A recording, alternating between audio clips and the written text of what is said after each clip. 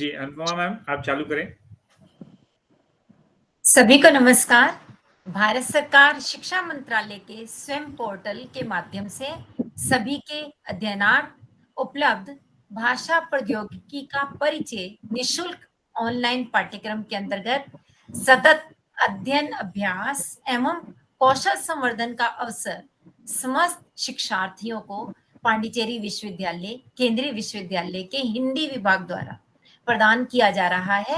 शिक्षकों तथा पाठ्यक्रम समन्वयक से संवाद सत्र, कार्यशालाओं, संगोष्ठियों, भारतीय ज्ञान परंपरा पर व्याख्यान श्रृंखला का नियमित रूप से आयोजन किया जाता है।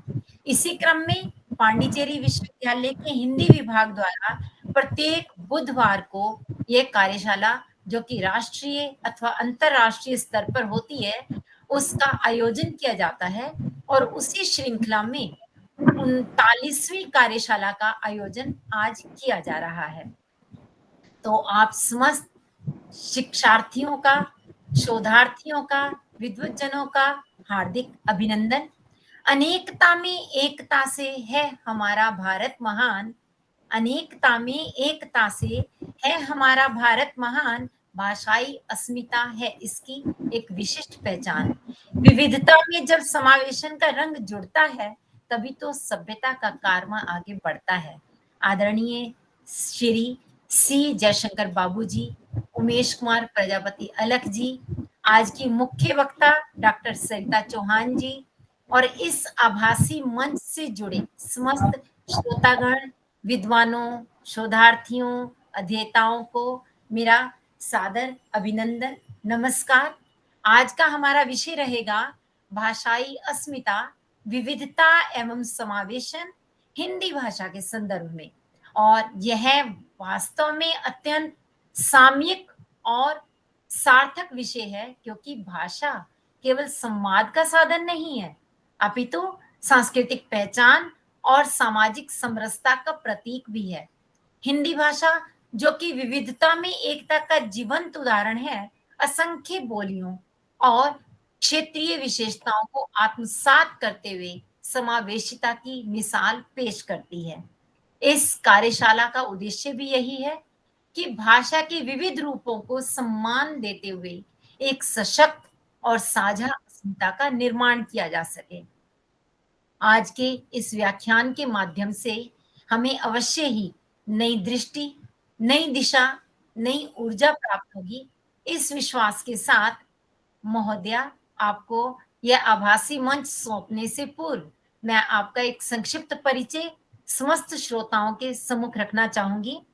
आज की हमारी जो मुख्य वक्ता हैं वह हैं डॉक्टर सरिता चौहान, जो कि एसोसिएट प्रोफेसर हैं, विभागाध्यक्ष हैं, स्नातकोत्तर हिंदी विभाग, मेहरचंद महाजन डीएवी महिला कॉलेज, सेक्टर 36 चंडीगढ़ के अंदर। और यदि मैं इनकी शिक्षा की बात करूं तो इतनी उच्च शिक्षा प्राप्त है कि इन्होंने पीएचडी किया और साथ साथ इनकी जो एमए है केवल एक विषय में नहीं अपितु हिंदी और अंग्रेजी दोनों में है। इन्होंने पीजी डिप्लोमा किया है ट्रांसलेशन में भी, और पीजी डिप्लोमा इनका मास कम्युनिकेशन में भी है, और साथ ही साथ उर्दू में भी डिप्लोमा इन्होंने कर रखा है। इनका शैक्षणिक अनुभव बहुत लंबा है, लगभग 21 वर्षों तक इन्होंने स्नातक एवं स्नातकोत्तर स्तर पर शिक्षण कार्य किया है और यह विविध विषयों पर शोध कार्य करती रही हैं और राष्ट्रीय व अंतरराष्ट्रीय शोध जर्नल्स में इनके शोधालेख प्राय प्रकाशित होते रहते हैं। दूरदर्शन एवं आकाशवाणी में वार्ता प्रस्तुति में इन्हें महारत हासिल है और इनका प्रकाशन यदि देखा जाए तो अनेक पुस्तकों का प्रकाशन इनके मार्गदर्शन में हो चुका है। कबीर दास की उलट बांसियां एक विवेचन इनकी पुस्तक का नाम है।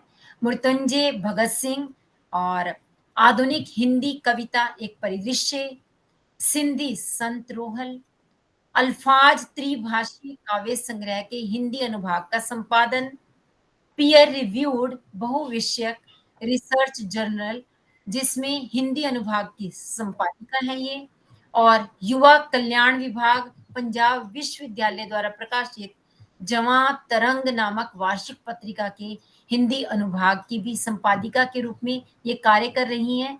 यानी यदि मैं इनके कार्य क्षेत्र का यदि यहाँ पर वर्णन करना चाहूँ, तो मुझे लगता है पूरा का पूरा सत्र तो उसी में बीत जाएगा, इतना लंबा चौड़ा इनका कार्य अनुभव है।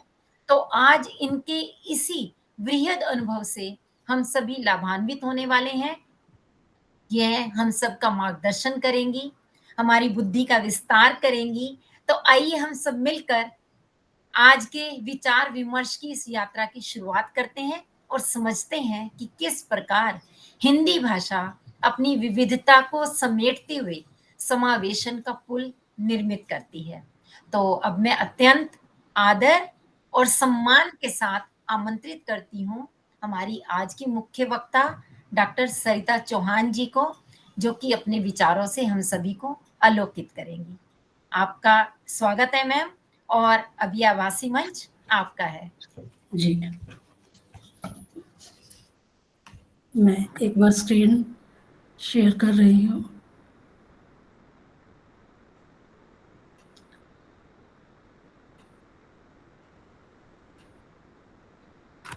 मुझे बता दीजिएगा कि स्क्रीन आपके पास तक पहुंच रही है, स्क्रीन शेयर हो जी रही जी है? हाँ, स्क्रीन बिल्कुल पहुंच रही है जी, एकदम स्पष्ट रूप से दिखाई दे रहा है।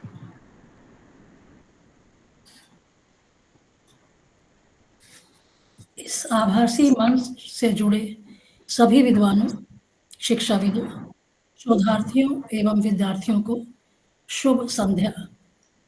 अपना वक्तव्य आरंभ करने से पूर्व मैं आभार व्यक्त करना चाहती हूँ पांडिचेरी विश्वविद्यालय के हिंदी विभाग एवं इस राष्ट्रीय कार्यशाला के अध्यक्ष डॉक्टर सी जयशंकर बाबू जी का, जिन्होंने मुझे आप लोगों से रूबरू होने का अवसर दिया। इस आयोजन में मेरी सहभागिता का निमित्त बने श्री उमेश कुमार प्रजापति को मैं विशेष आशीष भाव से देखती हूँ। स्वास्थ्य कारणों के चलते मेरी तरफ से दिए जाने वाले व्याख्यान में उनकी तिथियों में कई परिवर्तन हुए, किंतु उन्होंने इसे बहुत सहजता से लिया और लगातार संपर्क में बने रहे। उनके सहयोग ने मुझे प्रेरित किया और मैं इस महत्वपूर्ण पटल के माध्यम से आपके सामने अपनी बात रख पा रही हूँ। मेरे आज के वक्तव्य का विषय है भाषाई अस्मिता, विविधता एवं समायोजन।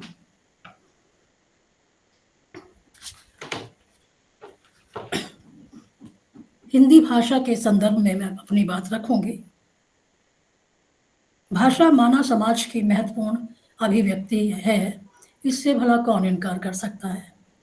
यह केवल संवाद का ही माध्यम नहीं है, बल्कि संस्कृति, परंपराओं और अस्मिता, आइडेंटिटी का संवाहक भी है।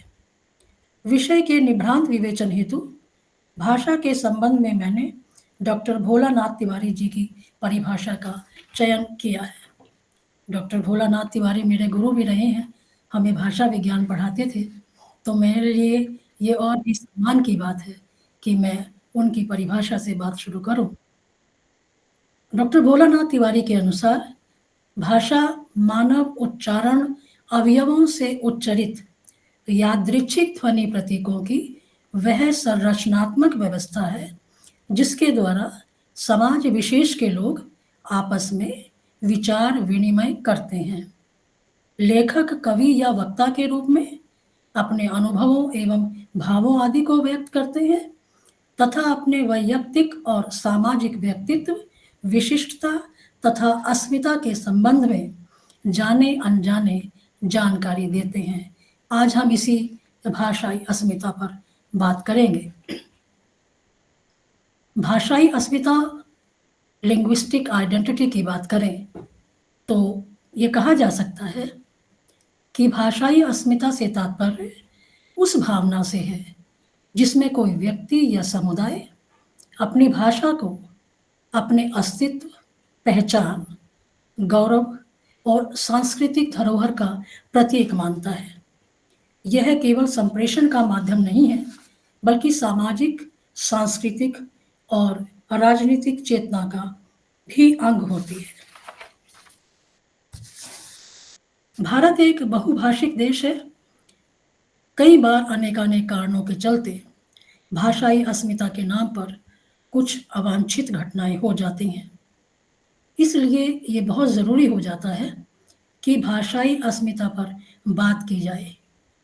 ये भाषा मेरी है, ये तुम्हारी है, ये उसकी है।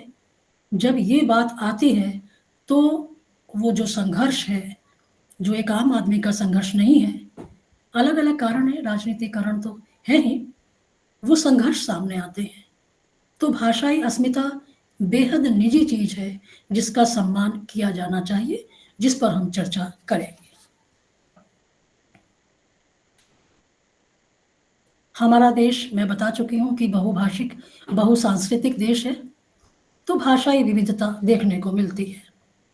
भाषाई विविधता वास्तव में एक सकारात्मक पक्ष है, क्योंकि इससे सांस्कृतिक समृद्धि का पता चलता है। भारत जैसा देश जो इतना बड़ा है, उसमें इतनी भाषाएँ हैं, इतनी संस्कृतियाँ हैं कि अगर हम इतने बड़े समुद्र से थोड़ा-सा कुछ अपनी अपनी अंजुरी में भरना चाहें, तो शायद पूरे का पूरा पूरी उम्र निकल जाती है। लेकिन हम अपनी अंजुरी को संकुचित रखते हैं कि मुझे सिर्फ़ इसी चीज़ को देखना है, यही भाषा पढ़नी है, अपनी भाषा में वो और किसी भाषाओं के शब्द नहीं लेने हैं। तो भाषाई विविधता को, एक समृद्धि को, उसको स्वीकार किया जाए। प्रश्न उठता है कि भारत में भाषाई विविधता क्या है? आप सभी जानकार हैं इस बात के कि हमारे संविधान की 8वीं अनुसूची में 22 भाषाएँ हैं, जिनके प्रचार-प्रसार के लिए सरकार प्रतिबद्ध है। शुरू में 14 थी, फिर वो धीरे-धीरे बढ़ती चली गई। मैंने उन भाषाओं के नाम भी आपके सामने रखे हैं, जो 22 भाषाएँ 8वीं अनुसूची में हैं। ऐसा नहीं है कि सिर्फ़ ये 22 भाषाएँ ही हैं हमारे यहाँ। यहाँ पर 100 से अधिक क्षेत्रीय भाषाएँ, संख्या ऊपर-नीचे हो सकती है, और लगभग 1000 बोलियाँ हैं। अगर और गहराई में जाएँ तो ये संख्या निश्चित तौर पर बढ़ेगी। मैं बता चुकी हूँ कि ये विविधता नकारात्मक नहीं है, हमें इसको सकारात्मकता में ग्रहण करना पड़ेगा। मैं रोटी ही क्यों खाऊँ? मैं इडली क्यों नहीं खाऊँ? मैं एक ही तरह के वस्त्र क्यों पहनूँ? दूसरे क्यों ना पहनूँ? मुझे घाघरा चोली पहनना है, लेकिन इसके लिए मुझे जो अस्मिता है, उसकी दूसरे की अस्मिता को अपना अस्मिता बनाना पड़ेगा। हम बात करेंगे भाषाई अस्मिता के बारे में।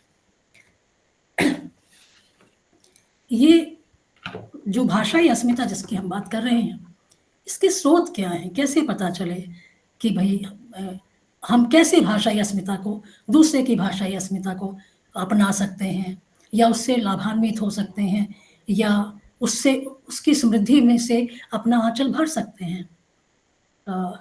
बहुत से उदाहरण होंगे। मैं उन उदाहरणों की बात करूँगी जो अभी अभी मेरी नज़रों के सामने आए या मैंने देखे। जैसे गीत है, गीत में हम में से बहुत से लोग होंगे जिन्हें कोलावरी, कोलावरी, कोलावरी डी का अर्थ नहीं पता, लेकिन वो हमारी ज़ुबान पे चढ़ गए हैं।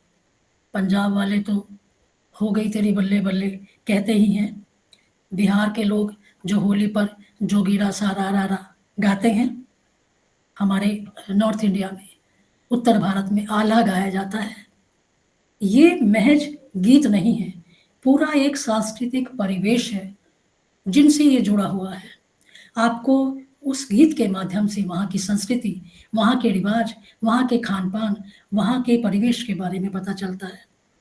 नृत्य की बात करें तो आज चाहे हम उत्तर भारत में बैठे हैं, हमें कालबेलिया का पता है। हमारे यहाँ जब दुर्गा पूजा होती है, वहाँ पर गरबा होता है, लावनी होती है महाराष्ट्र की अनेक अवसरों पर, गिद्दा, भंगड़ा, घूमर, इनसे भला कौन अपरिचित होगा? फिर से कह रही हूँ कि गीत या नृत्य अपने आप में अकेले नहीं हैं, इनके साथ एक परंपरा जुड़ी हुई है, और उस परंपरा में भाषा निश्चित तौर पर पहले नंबर पर आती है। अगर मैं लावनी कर रही हूँ, तो मुझे मराठी गाना और उसके बोल पता होने चाहिए। इसी बहाने मैं वो भाषा सीख लेती हूँ। त्योहार की बात है, आजकल गणेश चतुर्थी चल रही है, मुख्य तौर पर वैसे तो पूरे देश में मनाया जाता है, लेकिन महाराष्ट्र में मनाया जाता है। अलग-अलग तरह के मोदक, गणपति बप्पा मोरया, ये जो लाइन है, आज से शायद जब हम लोग थे 11वीं या 12वीं में, तो मैंने इतना इतना रेगुलर नहीं सुना था, पर अब तो हर एक को पता है इसका क्या मतलब है। और इस दिन मोदक होता है, इस दिन विसर्जन भी किया जाता है। जब बंगाल का सिंदूर खेला होता है दुर्गा पूजा पर, वो एक परंपरा है। उसमें कौन-सी भाषा को किस तरीके से बोला जाता है, वो सारी चीज़ें जो हैं, वो इस विविधता के सोपान हैं, स्रोत हैं।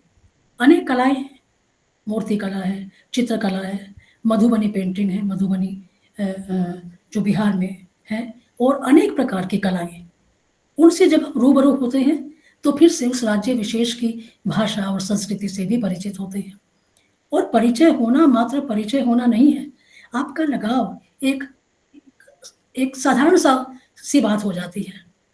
खान-पान की बात करें तो मुझे सभी जगह अब तो साउथ इंडियन आउटलेट्स हैं, लेकिन जब मैं चेन्नई गई, तो वहाँ पर उनके मेन्यू में था अडई, तो मुझे नहीं पता था, उससे पहले मैंने कभी खाई नहीं थी। तो मैंने कहा ये इसमें क्या होता है? उन्होंने बताया, मैंने वो खाई और मुझे लगा कि काफ़ी चीज़ें मिलती हैं।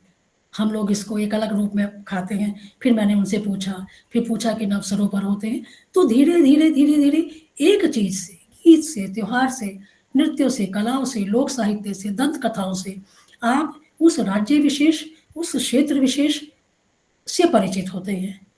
और भाषाई समावेशन के लिए ये सब चीज़ें बहुत आवश्यक हो जाती हैं। अब प्रश्न उठता है कि भाषाई समावेशन से अभिप्राय क्या है? समावेशन का मतलब है इंक्लूजन, जोड़ना। जो चीज़ हाशिए पर है, जो चीज़ जिसको आप अंग्रेजी में कहें अंडर प्रिविलेज्ड है, जो अल्पसंख्यक भाषाएं हैं, उनको सम्मान देना बहुत ज़रूरी है। चर्चा होगी अभी इस पर। सभी भाषाओं और बोलियों को सम्मान देना समावेशन का महत्वपूर्ण तत्व है। दूसरा उतना ही महत्वपूर्ण तत्व है कि भाषाई भेदभाव से बचें। किसी भाषा विशेष पर कालिक पोत देना, किसी भाषा विशेष के लोगों को राज्य से बाहर कर देना, ये इससे भाषा की समृद्धि नहीं है। अल्पसंख्यक भाषाओं को संवैधानिक संरक्षण देना ही होगा, दिया भी जा रहा है अलग-अलग भाषा आयोग इन सब के द्वारा।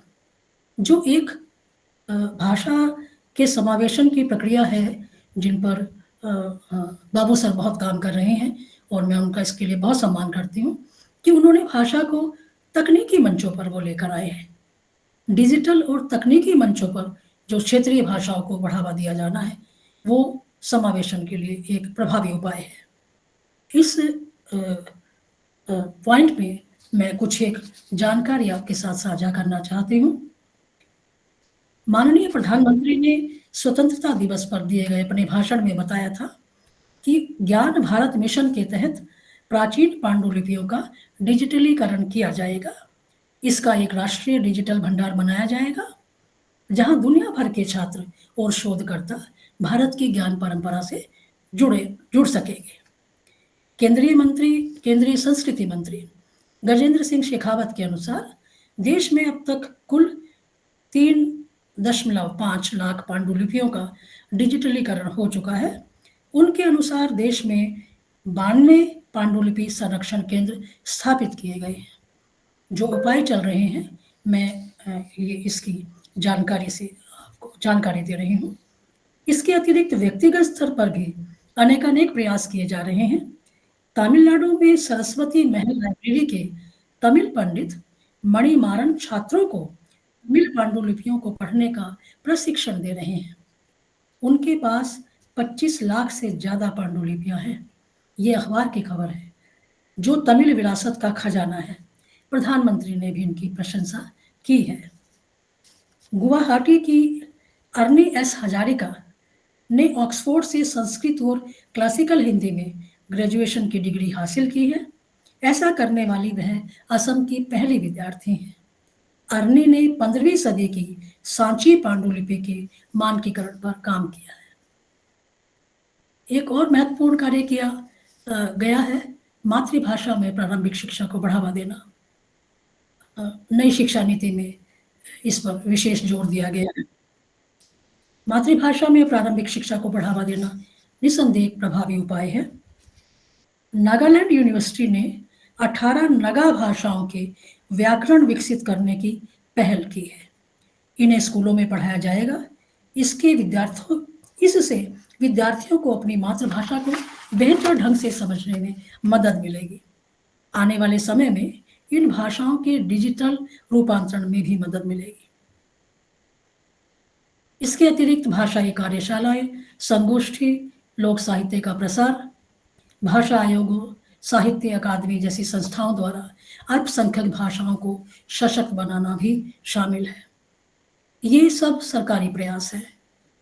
जब तक एक आम आदमी इस समावेशन के लिए हामी नहीं भरता, जब तक एक आम आदमी, आप और हम, ये नहीं कहते कि हम सिर्फ एक भाषा नहीं पढ़ेंगे, हम अपनी भाषा को समृद्ध करने के लिए जहाँ से भी शब्द मिलते हैं उन्हें अपनाएंगे। हमारे कई शब्द हैं, अगर मैं हिंदी भाषा की बात करूं, जो बोलियों से लिए गए थे, अन्य भाषाओं से लिए गए थे, जो धीरे धीरे धीरे धीरे खत्म हो रहे हैं। पहले मुझे याद है कि जो कोई मेहमान आता था तो कहते थे कि पाहुना आया है, बहुत खूबसूरत शब्द है, लेकिन धीरे धीरे हम वो सब छोड़ रहे हैं। हमें आगे आना होगा, दूसरी भाषाओं से शब्द लीजिए, दूसरी भाषाओं को सीखिए। अगर बाबू सर पौंडीचेरी में बैठकर हिंदी के लिए इतना काम कर सकते हैं, मुझे बहुत ज़्यादा, मैं विद्वान तो नहीं हूँ, लेकिन मैंने नहीं देखा कि उतना काम, इस स्तर का काम कहीं और हो रहा है। और जिस निष्ठा से, जिस प्रतिबद्धता से, जिस ईमानदारी से वो काम करते हैं, उसने मुझे निश्चित ही प्रभावित किया है। मैंने कोर्स किया था जो हिंदी भाषा की तकनीक पर जो आधारित था, उस कोर्स को करने के बाद मुझे लगा कि हम कुछ नहीं कर रहे हैं, बस यूं ही आदर्शवादी बातें कर देते हैं हिंदी के लिए। लेकिन ऐसे लोग हैं और मैं विश्वास दिलाती हूँ कि जब भी कभी हमारी आवश्यकता इन चीज़ों के लिए होगी, मैं अपने विद्यार्थियों को भी इस बात के लिए प्रेरित करती हूँ कि वो समावेशन पर जोर दें। सिर्फ एक ही भाषा को ना पढ़ें, लेकिन सिर्फ एक ही अंग्रेजी ही पढ़नी है, या सिर्फ हिंदी ही पढ़नी है, या सिर्फ संस्कृत ही पढ़नी है। एक भाषा का तो समय चला गया है। और वैसे भी हम एक भाषा क्यों पढ़ें जब हमारे पास इतना कुछ है? तो हमें सभी कुछ देखना होगा। वास्तव में देश की भाषाएं सांस्कृतिक रूप से समृद्ध तो हैं, लेकिन इनके लिखित दस्तावेज सीमित है। नगा विश्वविद्यालय की जो पहल है, ये निश्चित ही बाकियों के लिए दिशा सूचक हो सकती है। प्रश्न उठता है कि समावेशन का महत्व क्या है? क्या आवश्यकता है इसे समावेशन की? आप सब जानते ही हैं कि दुनिया की कई ऐसी भाषाएं हैं, भारत में भी, जो विलुप्त होने के कगार पर हैं। सन 2010 में अंडमान की बो भाषा विलुप्त हो गई क्योंकि इसका आखिरी बोलने वाला, उसकी मृत्यु हो गई थी। साथियों, भाषा का विलुप्त होना या नष्ट होना सिर्फ भाषा का नष्ट होना नहीं है, एक संस्कृति, एक परंपरा, उसका नष्ट होना है। तो समावेशन की महत्ता निर्विवाद है। समावेशन होना ही चाहिए। बात भाषा की है तो भाषा तक सीमित रहेंगे, वरना जिंदगी का, जीवन का हर एक हिस्सा, हर एक संबंध ऐसा है जिसमें समावेशन हो तो अच्छा है। समावेशन का महत्व, सामाजिक समानता को बढ़ावा मिलता है, साहित्य और कलाओं का विकास होता है। मैं आज मधुबनी पेंटिंग के बारे में जानती हूँ, मैं आज कालबेलिया के बारे में जानती हूँ, मैं आज अन्य अनेक खान पान और त्यौहार हैं उनके बारे में जानती हूँ। तो मुझे उनसे, उन चीज़ों के बारे में जानने के बाद मेरे ज्ञान में वृद्धि ही हुई है। मैं कूप मंडूक नहीं रही हूँ कि मैं चंडीगढ़ में रहती हूँ, चंडीगढ़ में फुलकारी होती है या ये कपड़े पहने जाते हैं, बस। अब हम बहुत कुछ जानते हैं। सामाजिक न्याय को सुनिश्चित करने एवं राष्ट्रीय एकता को मजबूत करने में भाषाई समावेशन आवश्यक है। भारत एक इतना बड़ा देश है, बहुभाषिक, बहुसांस्कृतिक। तो राष्ट्रीय एकता तो पहला तत्व है जिसे हमें पुष्ट करना होगा, और भाषा और उसका समावेशन इसमें महत्वपूर्ण भूमिका अदा कर सकता है, ऐसा मेरा विश्वास है। प्रश्न उठता है कि समावेशन की प्रक्रिया में हिंदी का क्या महत्व है या हिंदी का क्या रोल है। समावेशन की प्रक्रिया में हिंदी की बात करें तो हम पाते हैं कि हिंदी ने अपने विकास क्रम में अनेक भाषाओं, बोलियों को आत्मसात किया है। अंग्रेजी और फारसी के तो अनेकानेक शब्द, यहाँ तक कि लिपि चिन्ह भी हिंदी ने अपनाए हैं। मध्यकालीन कवियों ने तो अरबी फारसी के न जाने कितने शब्दों को आत्मसात किया है। पुर्तगाली, फ्रांसीसी, जापानी अनेक शब्द, यथा चाबी, तौलिया, अलमारी, कर्फ्यू, पुलिस, रिक्शा, कितने शब्दों का नाम ले, ये सब अपने ही लगते हैं। संस्कृत के अवदान से तो ऋण हुआ ही नहीं जा सकता। देशज शब्दों ने हिंदी की कोमलता एवं सौंदर्य में चार चांद लगाए हैं। हिंदी के अनेक रूप प्रचलित है। जब हम मुंबई जाते हैं तो वहाँ हिंदी एक अलग किस्म से बोली जाती है, उसका अपना अलग सौंदर्य है। हैदराबाद जाते हैं तो वो हिंदी एक अलग ही रूप में सामने आती है। दक्षिणी हिंदी, कलकतिया हिंदी आदि सभी समावेशन प्रक्रिया के ही उदाहरण हैं। जरूरी नहीं है कि हिंदी जिस तरह से आप यहाँ बोलते हैं वैसे ही आप बाकी जगहों पर भी बोले। तो अगर हम जैसे कुछ शब्द हैं जो मेरे जिन्होंने मेरे ज्ञान में वृद्धि की थी, जैसे फिर से कहूँगी कि वहाँ जब मैं गई थी साउथ चेन्नई में तो वहाँ पे अक्का, अन्ना, ये शब्द मुझे पूछा कि क्या मतलब है। तो ये शब्द अब यहाँ पर भी कोई अगर मुझे मिलता है तो अक्का, अन्ना अपने आप ही मुँह से निकलता है। भैया, काका, बहुत सारे शब्द हैं। तो जो मुद्दे की बात है जो मैं आपके सामने रखना चाहती हूँ वो है कि ये जो समावेशन है, हमने तरक्की की है, भाषा के स्तर पर हो रही है, तकनीकी मंचों पर हो रही है, और हिंदी और बाकी भाषाएं भी बहुत आगे बढ़ रही हैं। लेकिन आगे बढ़ने का मतलब जो अच्छी चीज़ है उसे छोड़े ना। जब हम अतीत को वर्तमान से जोड़ने की सामर्थ्य खो बैठते हैं तो वस्तुएं हमें अचंभा लगती हैं। आप एक बार आज जो टूरिस्ट हैं जो जा रहे हैं, ठीक है वो गुजरात जा रहे हैं या बाकी जगह जा रहे हैं, उनका मकसद कुछ और हो सकता है, घूमना हो सकता है, लेकिन क्या आप इस बात से इनकार करेंगे कि जब वो वहाँ जाते हैं तो उस राज्य की कुछ संस्कृति, कुछ परंपराएं लेकर आते हैं, कुछ कुछ हिस्सा उसका अपने साथ लेके आते हैं, कुछ भाषा, कोई शब्द लेकर आते हैं। ये तो एक छोटे स्तर की बात हो गई है। जब हम विद्वजनों के बीच में बैठते हैं, जब हम अपने विद्यार्थियों से बात करते हैं तो उनको ये समझाया जाना चाहिए कि आप जो आपके पास थैला है, भाषा का थैला, उसे खाली ना रहने दें, उसे भर ले, लबरेज कर ले, लबालब भर ले, ताकि आपके सामने आप किसी भी प्रदेश में चले जाएं, आपको उस वहाँ की भाषा अजनबी ना लगे, वो अपनी सी ही लगे। मेरे इस वक्तव्य को आपके सामने रखने की जो मेरी मंशा थी वो यही थी। बहुत से मैं सुनती रहती हूँ, अभी कुछ दिनों से थोड़ा सा स्वास्थ्य की समस्या आ गई थी तो शायद एक दो छूट गए, पर वो मैंने यूट्यूब पर देख लिए हैं, क्योंकि वो भी प्रतिबद्धता है उमेश जी की और सर की, जो उसको वहाँ पोस्ट करते हैं। तो अपनी बात का समाहार मैं केदारनाथ सिंह की कविता मातृभाषा से करना चाहती हूँ। जैसे चींटियां लौटती हैं बिलों में, कठफोड़वा लौटता है काठ के पास, वो मेरी भाषा, मैं लौटता हूँ तुम में। जब चुप रहते रहते अकड़ जाती है मेरी जीभ, दुखने लगती है मेरी आत्मा।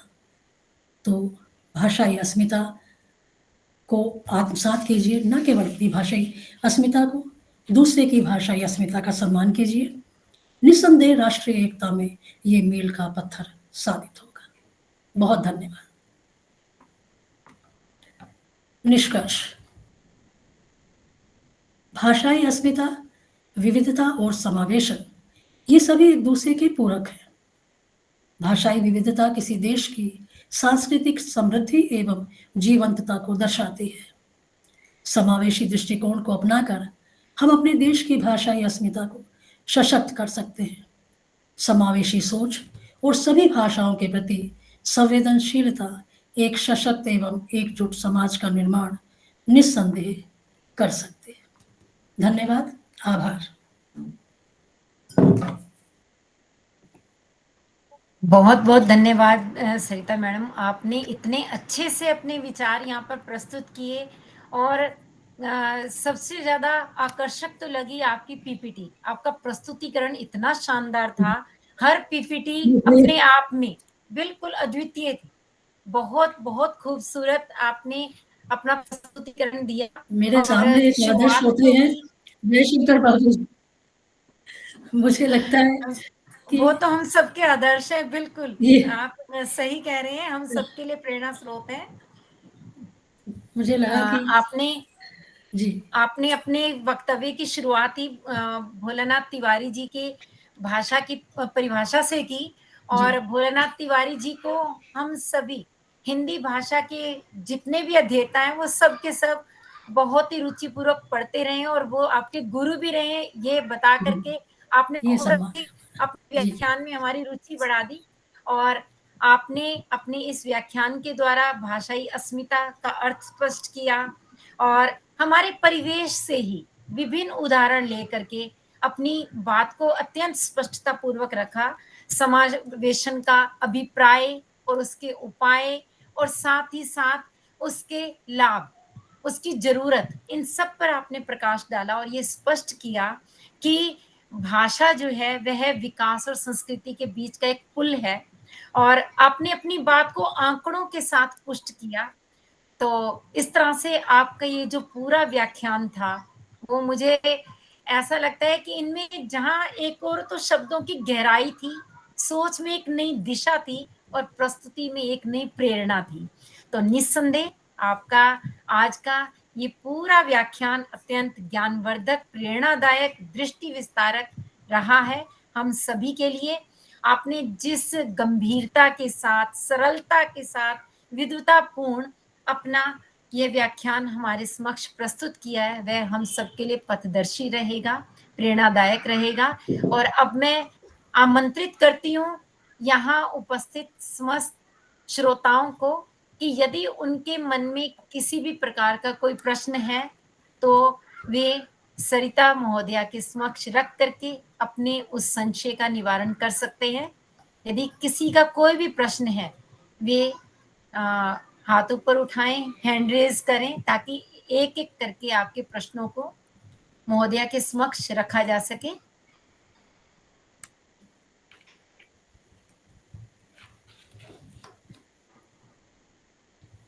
हाँ जी, ये प्रश्न उत्तर सत्र है, आप संवाद कर सकते हैं, प्रश्न पूछ सकते हैं।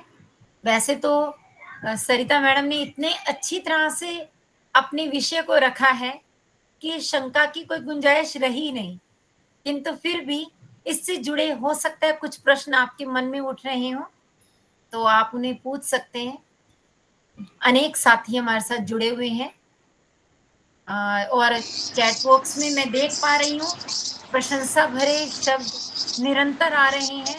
यहाँ अनेक साथी लिख रहे हैं कि आज का ये सत्र बहुत ही लाभप्रद, प्रभावोत्पादक रहा और यहाँ निरंतर प्रशंसा सूचक शब्द वाक्य दिखाई दे रहे हैं। संतोष जी ने कहा है बहुत उपयोगी व ज्ञानवर्धक जानकारी रही और दिलशाद बेगम भी कह रही हैं बहुत बहुत उपयोगी व्याख्यान, बहुत ही सुंदर और ज्ञानवर्धक व्याख्यान। ये तो निरंतर ही आ रहे हैं ऐसे प्रशंसा सूचक वाक्य तो। लेकिन यदि किसी का प्रश्न है, हाँ जी, हरदीप कौर जी ने अपना हाथ ऊपर किया है। जी मैम, आप अपना प्रश्न रख सकती हैं, स्वागत है आपका। नमस्कार सभी को। मैम, आपका व्याख्यान बहुत ही लाभकारी है और अगर हमें इसकी प्रेजेंटेशन आप अगर दे पाएँ तो आपकी बहुत मेहरबानी होगी। एक्चुअली यही वाला पेपर ना मैं कॉलेज में पढ़ा रही हूँ, हिंदी तथा अन्य भारतीय भाषाएं। अब मैम मेरी एक जिज्ञासा है कि जैसे मैं हिंदी और अन्य भारतीय भाषाओं वाला पेपर पढ़ा रही हूँ, तो उसकी प्रासंगिकता मुझे पहले बच्चों को बतानी थी कि क्यों हमारे लिए ये भारतीय भाषाएँ उपयोगी हैं और क्यों हमारे सिलेबस में लगाई गई। तो उसमें मैंने एक वाक्य जो था वो अपनी तरफ से जोड़ा कि अंग्रेजी को हटाने के लिए हमें पहले तो घर में एक होना बहुत ज़रूरी है, और जब घर में एक होंगे यानी हमारी सारी जो भाषाएँ हैं, जो हमारी राष्ट्रीय भाषाएँ जो हैं, वो अगर आपस में एक होंगी, तभी हम अंग्रेजी को यहाँ से हटा पाएँगे। तो मैम मेरी ये बात सही है कि नहीं? क्योंकि ये कहीं मैंने लिखा हुआ देखा नहीं इस बात को, तो मैंने अपनी तरफ से ही उन्हें पढ़ाया, तो ये सही है कि नहीं? देखिए, पहली बात तो ये है कि हम अंग्रेजी पर प्रलाप करना छोड़ दें। हर जगह हम अंग्रेजी को दोष नहीं दे सकते। अंग्रेजी क्यों ना पढ़ें? अंग्रेजी पढ़ लीजिए, बाकी चीज़ें भी पढ़िए। आप उनको बताइए कबीर को तो वो कब से हेलो। कबीर को वो कब से पढ़ रहे हैं? कबीर जहाँ भी गए, आप उनकी भाषा कोई खिचड़ी भाषा, सदोकड़ी भाषा कहते हैं। सभी जगह के तो उन्होंने शब्द ले लिए, उन्होंने कहाँ शुद्धता की बात की। तो दिक्कत ये आती है कि जब हम अंग्रेजी को अपना दुश्मन मान लेते हैं और ये कहते हैं कि भाई इसको तो पढ़ना ही नहीं है। बिल्कुल भी प्रलाप की आवश्यकता नहीं है। बच्चों से कहिए कि अंग्रेजी अपनी जगह है, बाकी जो हमारी भारतीय भाषाएँ अपनी जगह है। सबकी अपनी-अपनी जगह है ना, आप उसका कोई स्थानापन्न नहीं दे सकते हैं। हमारे साथ समस्या ये हो जाती है कि नहीं अंग्रेज़ी नहीं, अंग्रेज़ी नहीं, अंग्रेज़ी क्यों नहीं? नहीं होगा भाई गुज़ारा उसके बिना। लेकिन वो ही पढ़ी जाए और इसलिए पढ़ी जाए कि उसको बोलकर हम हिंदी या अन्य भारतीय भाषाओं को नीचा दिखा रहे हैं, एक सगर्व भावना हो जाए, तो उस चीज़ को समझाइए। आप पहले अपने बच्चों के अंदर हिंदी के प्रति एक निष्ठा रखिए, एक आदर की भावना रखिए। जब मुझे किसी को आतंकित करना होता है, मैं ख़ास तौर पर ये शब्द यूज़ कर रही हूँ, तो मैं अंग्रेज़ी में बात नहीं करती। जो लोग चंडीगढ़ से बिलॉन्ग करते हैं, वो जानते हैं कि मेरा कॉलेज बहुत क्या कहें आधुनिक कॉलेज है, अंग्रेज़ी ही बहुत चलती है। पर जब मुझे किसी को आतंकित करना होता है, तो मैं शुद्ध, निरी ख़ालिस खड़ी बोली में बात करती हूँ। सामने वाला प्रभावित होता है। सवाल तो ये है कि क्या आपके भीतर वो दम है?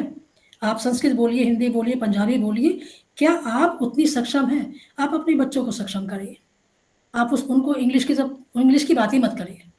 उनको ये बताइए हमारे पास जो सांस्कृतिक समृद्धि है, उसकी कीमत क्या है? वो हमारा अक्षय रिक्त है। वो ऐसा खजाना है उसका मुकाबला कोई नहीं कर सकता। और अंग्रेजी ही क्यों? हम तो फ्रांसीसी भी पढ़ लें, हम तो जर्मन भी पढ़ लें। हमारे कॉलेज के पास एलियास फ्रांसिस है, बच्चे फ्रांसीसी भाषा सीख रहे हैं। फ्रेंच तो बहुत ज़्यादा बच्चे ले रहे हैं। तो वो समय चला गया जब अंग्रेजी की बात होती थी। और अंग्रेजी भी पढ़ लें तो क्या बुराई है? ठीक है ना? उनके भीतर अपनी भाषा के प्रति गर्व पैदा कीजिए, तो ये छोटी-छोटी चीज़ें आएँगी ही नहीं। अति सुंदर मैम, आपने बहुत ही सरल स्पष्ट शब्दों में उनकी ना केवल शंका का निवारण किया बल्कि अपनी हिंदी के लिए एक नया गौरव भी जी। उत्पन्न करने का प्रयास किया, क्योंकि भाषा वाकई हमारी भावनाओं की सम्माहक है। हमें अपनी बात को स्पष्ट रूप से दूसरे तक पहुंचाना है। उसके लिए चाहे वो भाषा हिंदी हो चाहे अंग्रेजी हो, लेकिन जहां हम अंग्रेजी को इतने सम्मान पूर्वक ये देखते हैं कि इससे हम आगे बढ़ सकते हैं, तो हम इस बात को बिल्कुल ना भूलें कि हिंदी भी हमारे करियर को आगे बढ़ाने में बहुत निश्चित। बहुत सहायक हो सकती है। तो हमें पूरे सम्मान के साथ और पूरे आत्मविश्वास के साथ हिंदी को अपनाना है। यदि किसी अन्य साथी का कोई प्रश्न है तो वह रख सकते हैं। हरदीप तब जी तक भी शायद मैं हरदीप चैट जी को बॉक्स शायद में आया हुआ एक कमेंट पढ़ देती हूँ। जी। किरण मैडम ने कहा बिल्कुल सही, इंग्लिश की लोकप्रियता कम होना गारंटी नहीं है हिंदी की उपयोगिता या लोकप्रियता बढ़ने की। सही बात। बहुत सही कहा आपने, बहुत सही सही। बात। हम जी। सब हिंदी के लिए हिंदी वाले बैठे हैं, हिंदी की ही जी। तनख्वाह हमें मिल रही है, तो कैसे कह दें कि भाई हिंदी की ज़रूरत नहीं है या वो है। पहले अब ये ना हो ना कि बात तो हम अंग्रेज़ी की बुराई करें और कहें हम हिंदी वाले, लेकिन घर में अखबार आपके घर में अंग्रेज़ी का आता हो, तो फिर वो बात नहीं होगी। बिल्कुल, दूसरी भाषा बिल्कुल। को आप पढ़ते हैं, अखबार तो कम से अति कम उत्तम मैम, बहुत बहुत सही कहा आपने। जी। यदि अन्य किसी साथी का कोई प्रश्न है, धन्यवाद मैम। हरदीप बहुत मैम, बहुत यदि आपकी धन्यवाद शंका का मैम। निवारण हो गया हो तो आप अपना हैंड डाउन कर सकते हैं। मैम अब तो मुझे अपने शब्द वापस लेने पड़ेंगे, जो बच्चों को आज मैंने बोला है ना, वो शब्द पूरे के पूरे मुझे वापस लेने पड़ेंगे। थैंक यू सो मच नहीं, मैम। आप शब्द ले या ना ले, आप उनके भीतर अपनी भाषा के प्रति गर्व पैदा कीजिए। ये हमारा ही काम है। हम ही अपने बच्चों को सिखाएँगे कि भाषा कोई भी बुरी नहीं है। भाषा, ये नहीं मैं सिर्फ़ हिंदी की ही बात कर रही हूँ। हिंदी का तो संदर्भ है, विषय को सीमित करने के लिए हमें लेना पड़ा है। जो भी भाषा आपकी है, आप सगर्व बोलिए, उसके बारे में गहन अध्ययन कीजिए। अब वो जो नगा विश्वविद्यालय ने जो व्याकरण चलाया है, तो उसका मतलब भी वही है कि उस भाषा को आगे बढ़ाया जाए। जी, अन्य कोई साथी कोई प्रश्न रखना चाहता हो?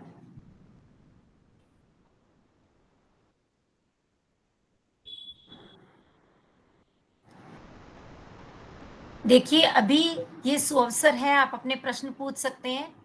अन्यथा अध्यक्षीय भाषण के उपरांत आपको ये अवसर नहीं मिलेगा। इसीलिए पहले आप, यदि आपके मन में कोई भी प्रश्न आता है, उसे पूछ लीजिए। वरना इस कार्यशाला के अंत में आपके पास लिंक आएगा, जिस पर क्लिक करके आप एक गूगल फॉर्म भर करके और उस प्रतिपुष्टि फॉर्म के माध्यम से अपना ई प्रमाण पत्र भी प्राप्त कर सकेंगे। तो इसीलिए सभी को कार्यशाला के अंत तक जुड़े रहना है। और हमारे बीच में इतनी विदुषी महिला सरिता चौहान जी विद्यमान हैं। आप अपने किसी भी प्रकार के संशय का निवारण भाषा से संबंधित यदि है तो वो कर सकते हैं। किरण जी कह रही हैं, आज हिंदी की प्रयोजन मूलक प्रवृत्ति ने हिंदी की लोकप्रियता को बढ़ाया है। बिल्कुल सही कहा मैडम आपने। और कोई साथी कुछ मुझे अपना हिंदी की विचार? लोकप्रियता में हम तो भाषा की बात कर रहे हैं, साहित्य की नहीं कर रहे। मुझे कहीं भी जाकर नहीं लगा कि हिंदी कहीं पिछड़ी है। रूप बदल जाते हैं और उसमें देखिए, आप अगर कह रहे हैं कि हिंदी पढ़ें, तो दूसरा भी तो चाहेगा ना कि आप उसकी भाषा पढ़ लें। आप बम्बई में अगर जा रहे हैं, तो सीख लीजिए मराठी। कलकत्ता जा रहे हैं, तो थोड़ा-सा वहाँ की भाषा सीख लीजिए। ये तो स्वार्थ हो जाता है कि मेरी ही भाषा, चलेगा नहीं काम ऐसे। हमें उतना समावेशन रखना पड़ेगा। बात भाषाई अस्मिता की है, हर भाषा की अस्मिता है। और मैंने कहा है कि सिर्फ़ अस्मिता भाषा की नहीं है, संस्कृति की भी है। आपकी जो बिल्कुल सही, आइडेंटिटी है, उसकी भी है। अति उत्तम विचार मैम, बहुत अच्छे से आपने समझाई ये बात। और जब आज का विषय यही है समावेशन, तो जी। हमें विभिन्न भाषाओं को साथ लेकर के ही चलना है, लेकिन अपनी हिंदी को नहीं भूलना है। हाँ, वो तो रहेगा, बिल्कुल।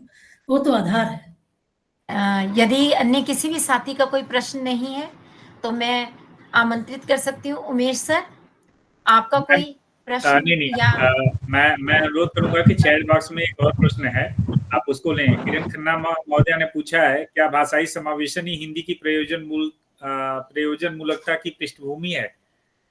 इस पे भी मैं अनुरोध करूँगा मैम से कि इस पे भी कुछ शब्द मार्गदर्शन करें। देखिए, प्रयोजन मूलकता एक अलग चीज़ है और समावेशन एक अलग चीज़ है। जहाँ तक मैं प्रश्न को समझी हूँ, समावेशन का मतलब है कि जो भाषाएँ हाशिए पर चली गई हैं, इंक्लूज़न करना, है ना? उसमें प्रयोजन मूलकता है। प्रयोजन मूलकता का तो जहाँ तक मैं समझ पाई हूँ, इसकी पृष्ठभूमि में समावेशन काम तो देखिए कहीं भी करेगा। समावेशन एक ऐसा औज़ार है, जो हर टूट-फूट को ठीक करेगा। तो प्रयोजन मूलकता में भी ये सक्षम होगा, सहायक होगा, निस्संदेह। आपके प्रश्न का उत्तर है हाँ, होगा। आधार भूमि क्रिएट करेगा कि नहीं, आधार भूमि एक बड़ा शब्द हो जाता है, लेकिन निस्संदेह। मुझे लगता है किरण मैडम आपके प्रश्न का सटीक उत्तर प्राप्त हो चुका आपको। या हम संवाद कर सकते हैं अगर ऐसा लगता है कि जैसे हरदीप जी ने संवाद किया था। जी, सरिता मैम को मेरा प्रणाम। हाँ जी, नमस्कार। मैम मेरा तो कोई प्रश्न नहीं है, आपने इतना अच्छा मतलब इतने कम शब्दों में इतनी विस्तृत जानकारी दी है आपने हौसला कि बढ़ाएँ। किसी भी, मुझे नहीं लगता है कि कोई व्यक्ति का प्रश्न होगा। और आपने अस्मिता की बात उठाई है कि भाषा अस्मिता की, तो यहाँ प्रयोजन मूलक का इसमें कहीं कोई स्थान नहीं है। और सभी भाषाओं की अस्मिता, मैं आपसे तो इतना ही जान पाई कि सभी भाषा की अपनी अस्मिता है और हर व्यक्ति को अपनी उस भाषा की अस्मिता की पहचान बरकरार रखनी चाहिए।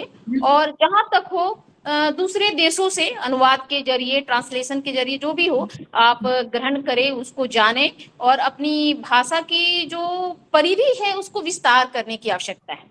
जी जी जी। और हमारी जहाँ तक हिंदी भाषा है तो इसकी तो बहुलता इतनी ज़्यादा है, इसमें मतलब चाहे अलंकारों के अर्थ में कहे या बिंब प्रतीक जो है या प्रवाचिक शब्द हैं, एक ही शब्द के कई जो अर्थ हैं वो किसी अन्य भाषाओं में नहीं मिलते। जैसे हम लोग पानी का अर्थ लेते हैं तो हिंदी में पानी का जो अर्थ है इज्जत, प्रतिष्ठा, चमक, वो दूसरी भाषाओं में नहीं मिलती। तो हमारी हिंदी की परिधि तो काफी विस्तृत है, इसमें और विस्तार की आवश्यकता है जो कि हमें अन्य देशों से ग्रहण करके अपनी हिंदी की अस्मिता की जो है उसकी पहचान जो है उसको बरकरार रखने की जरूरत है और उसको विस्तृत फलक पर ले जाने की जरूरत है। मुझे तो ऐसा ही लग रहा है मैम, जो मैं समझ पाई आपसे। क्योंकि तो मैम आपका बहुत बहुत धन्यवाद करूंगी क्योंकि आपने इतना अच्छा कहा और इतने कम शब्दों में इतनी अच्छी जानकारी दी है कि मैं आभार व्यक्त करती हूँ मैम। धन्यवाद। जी बिल्कुल सही। मैडम ने वास्तव में ही गागर में सागर भरने का काम किया है जी यहाँ जी पे। बिल्कुल बिल्कुल। और बहुत ही स्पष्ट शब्दों में, बहुत सरल शब्दों में और बिल्कुल जिसे कहते हैं कि समसामयिक उदाहरणों के माध्यम से अपनी बात को स्पष्ट किया है।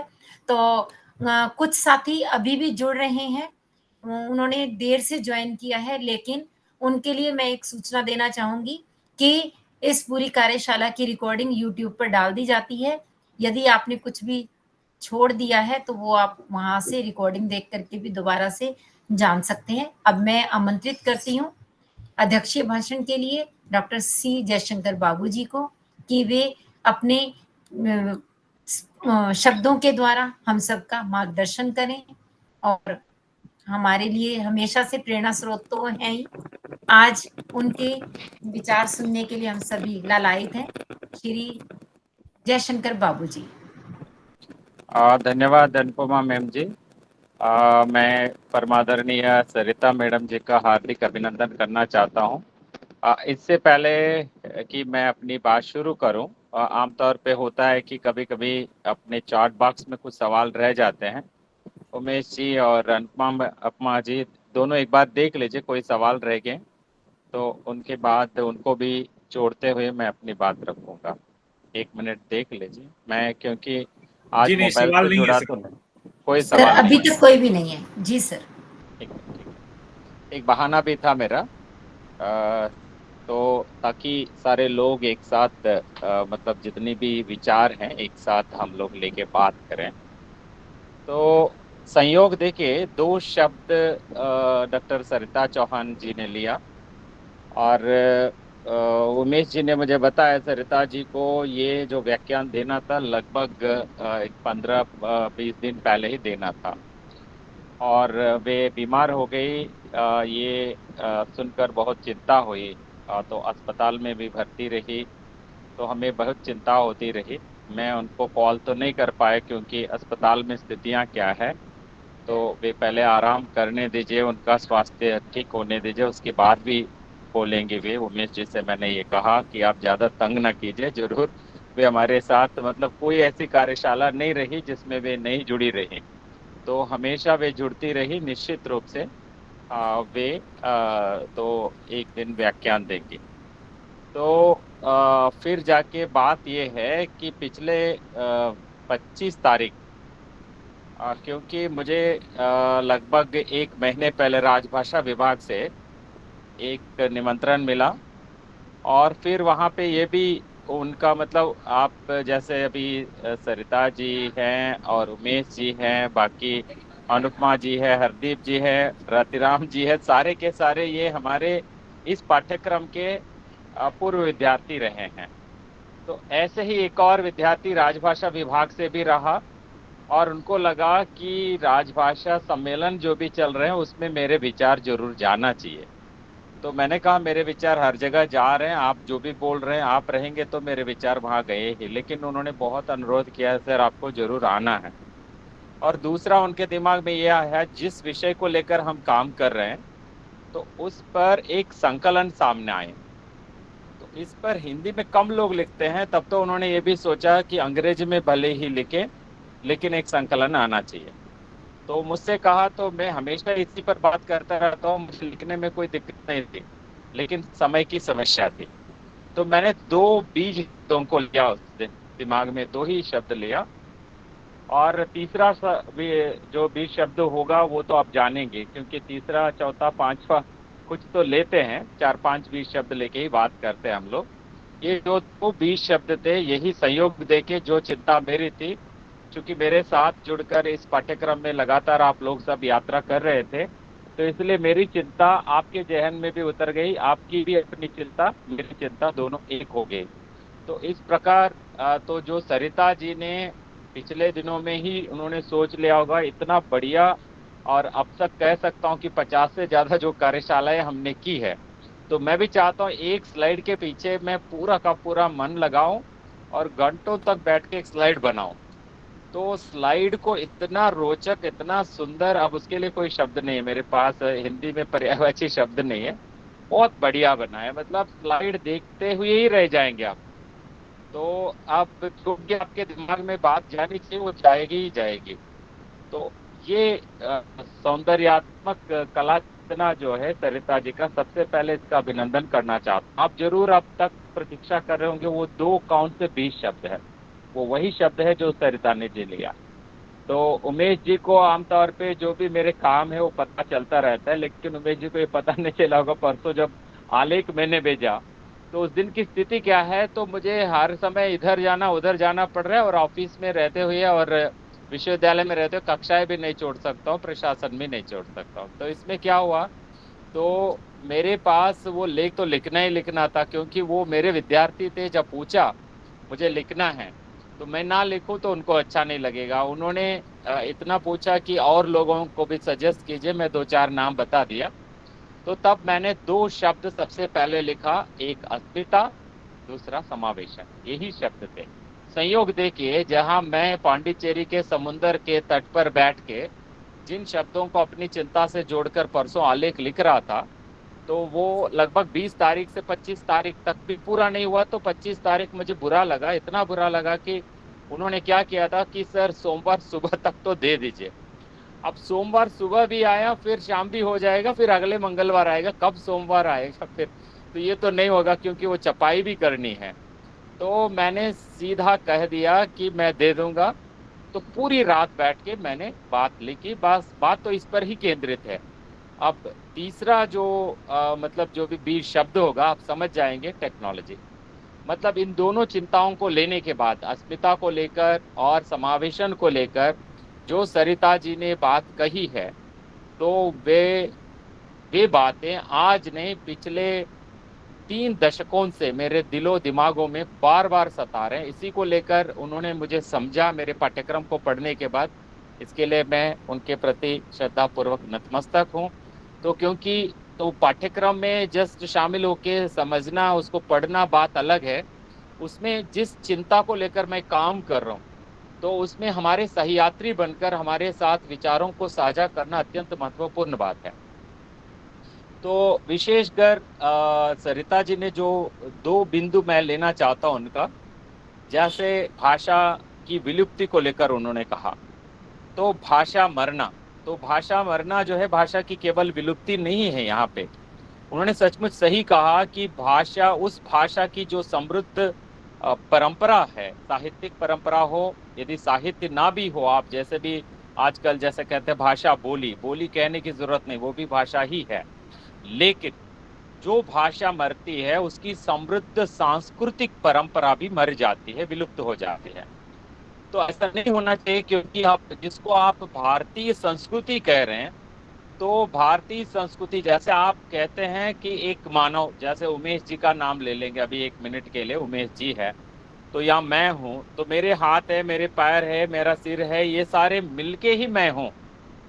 तो मेरा नाक कटा है, मेरा कान है नहीं है, मेरा हाथ कटा है, ये स्थितियां 1 मिनट के लिए सोच लीजिए। हम नहीं चाहेंगे कि ऐसी स्थितियां हो।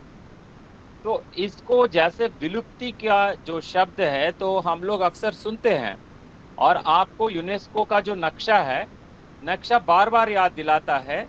तो वो कहता है कि आपके पास भारत में विशेषकर 180 से अधिक भाषाएं जो है विलुप्ति के कगार पर हैं।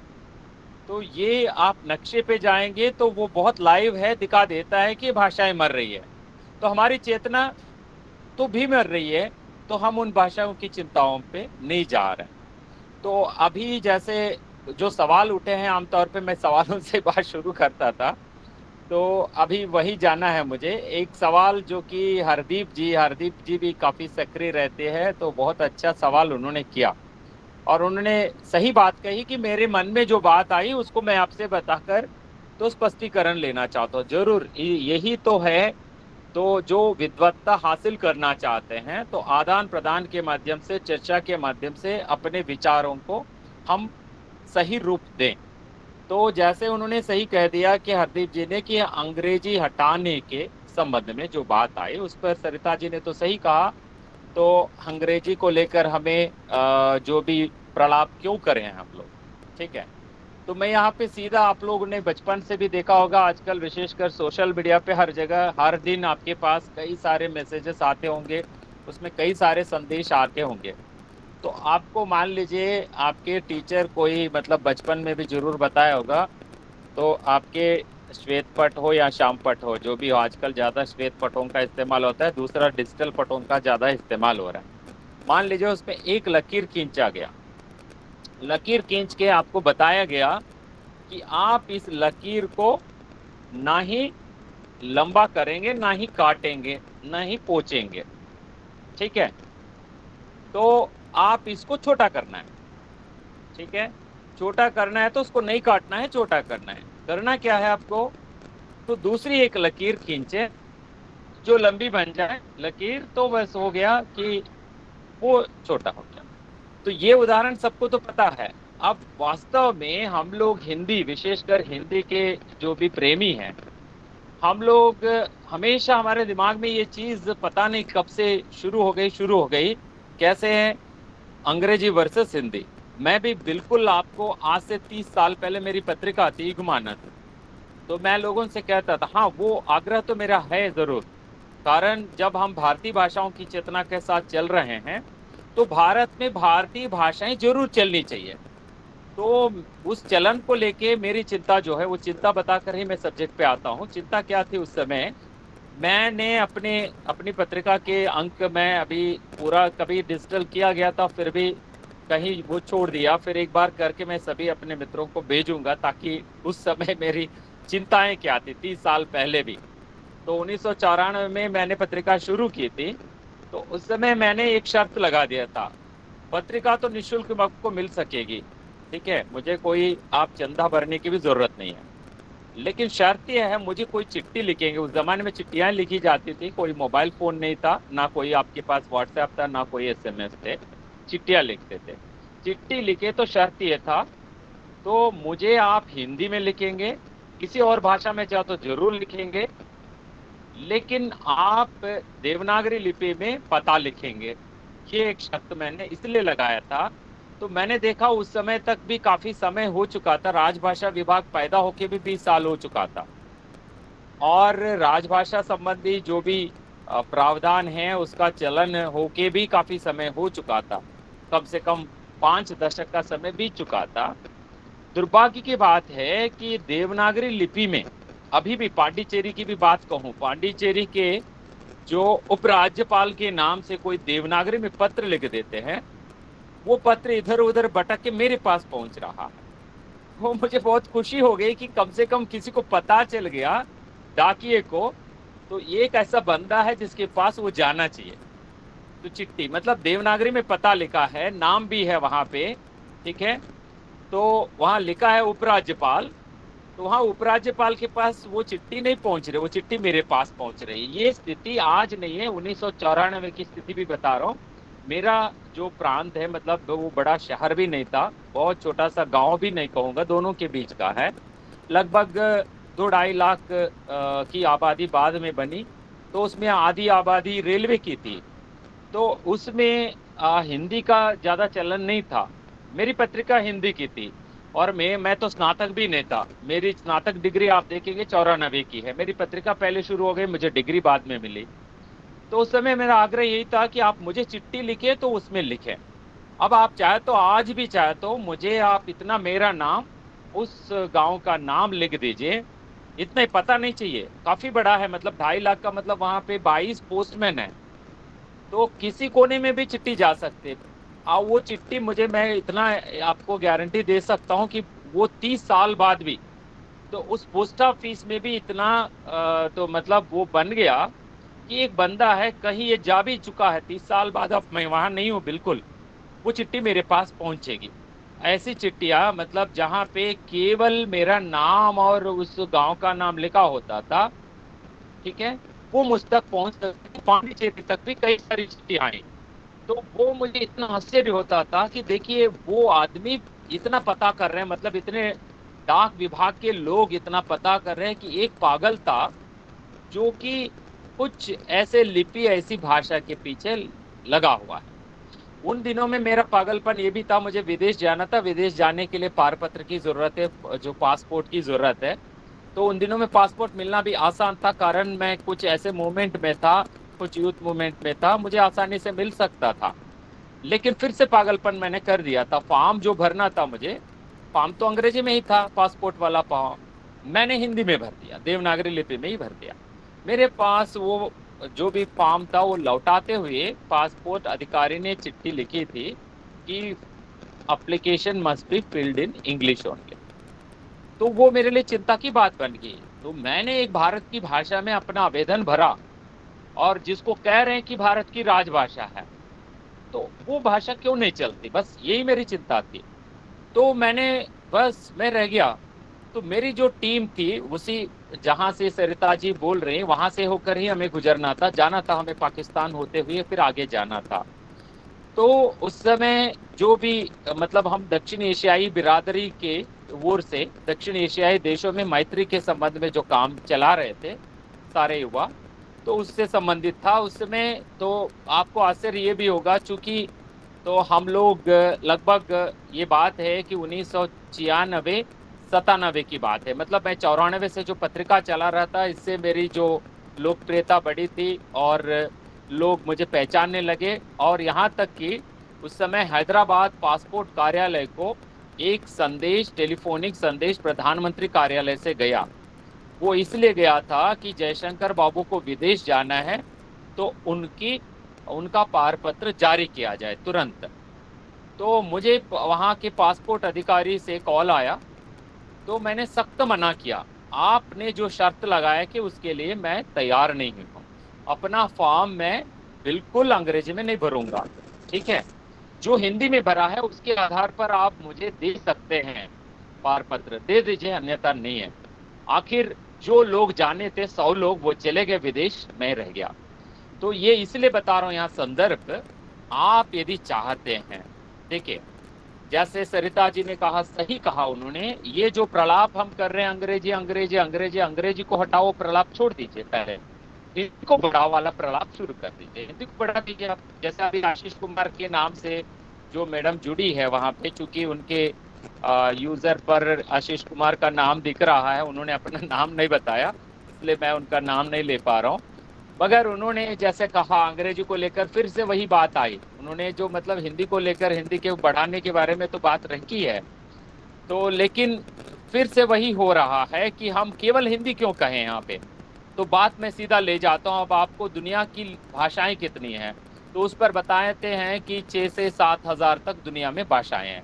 आप एक बार जाके देखिए, क्योंकि दुर्भाग्य से हमारे पास 2020 में कोरोना के नाम से जो भी हो गया, तो उस वजह से 2021 वाली जनगणना नहीं हो पाई थी, अभी जो करने वाले हैं। चलिए, तो 2011 वाले डॉक्यूमेंट्स आपके पास पड़े हुए जनगणना निदेशालय की वेबसाइट में जाकर देखिए, बहुत अच्छा काम कर रहे हैं, क्योंकि उनके पास भरपूर समय था। मैं तारीफ जनगणना विभाग का भी करना चाहता हूं, भरपूर उनके पास समय था। उन्होंने 2022 में भी एक डॉक्यूमेंट निकाला है जो भाषाई सर्वेक्षण से संबंधित है। उसमें देखने के बाद बहुत अच्छा लगा मुझे, क्योंकि उसमें सीधा ये बात कही है कि दुनिया में यदि 6-7 हजार भाषाएं हैं तो भारत में कितनी भाषाएं हैं। उस बात को लेकर 1961 जो जनगणना है, उस समय भाषाई सर्वेक्षण जो हुआ था उसके आधार पर बताया गया था कि भारत में 1652 भाषाएं हैं। अब भाषाएं मर रही है, मरने से संबंधित ट्रेंड तो है जरूर आपके साथ। अब भाषाएं लगातार मर रही है तो कितनी भाषाएं बची है, तो इसको लेकर अनुमान लगाने वाले कहते थे कि 800, 900, 1000। तो जो भी आंकड़े हैं, तो आपको आश्चर्य ये होगा कि जो मतलब लोगों ने जब भरवाया, मतलब अपने घर पे जो भी गए हैं मतलब सर्वेक्षण करने, लोग कितने हैं, क्या आपकी मातृभाषा है, तो मातृभाषाएं जो भी लिखवाए गए उनकी संख्या 10,000 से ज्यादा है। ये आप उस डॉक्यूमेंट में देख सकते हैं 2011 से संबंधित जो भी दस्तावेज पड़े हुए हैं जनगणना संबंधी, उन दस्तावेजों में स्पष्टतः उल्लेख किया गया कि 10,000 से भाषाओं के नाम लिखे गए। तो जैसे आप कृष्ण को मुरारी कहते हैं, मधुसूदन कहते हैं, क्या क्या नाम नहीं देते, एक ही भाषा के कई नाम वहां पे दर्ज हो गए। जो जिस नाम में चाहते तो उस रूप में नाम दर्ज करवाएं। तो अब तो स्पष्ट है कि भाषाएं 10,000 नहीं रह गए हमारे पास, लेकिन लोगों ने अपने अपने ढंग से उसके नाम लिखवाए। खैर, तो अब भाषाओं को लेकर संख्या कहाँ पर बची हुई है, 1652 बची हुई है या उसमें मर चुकी है? निश्चित रूप से भाषाओं की संख्या घट चुकी है। तो वहां पे जो उल्लेख मिलता है, तो वो आंकड़े मेरे सामने हैं। अब आंकड़ों का खेल क्या दिखाऊं, मैं सीधा उस बात पर आ जाता हूँ। तो फिर अंततः अब सरकार ने कितनी भाषाओं को मान ली, तो जैसे बहुत बढ़िया सरिता जी ने अपनी प्रस्तुति के माध्यम से स्पष्ट किया, जो संविधान की 8वीं अनुसूची में है उसमें शुरुआत में 14 भाषाएं और आज 22 भाषाओं का उसमें उल्लेख है।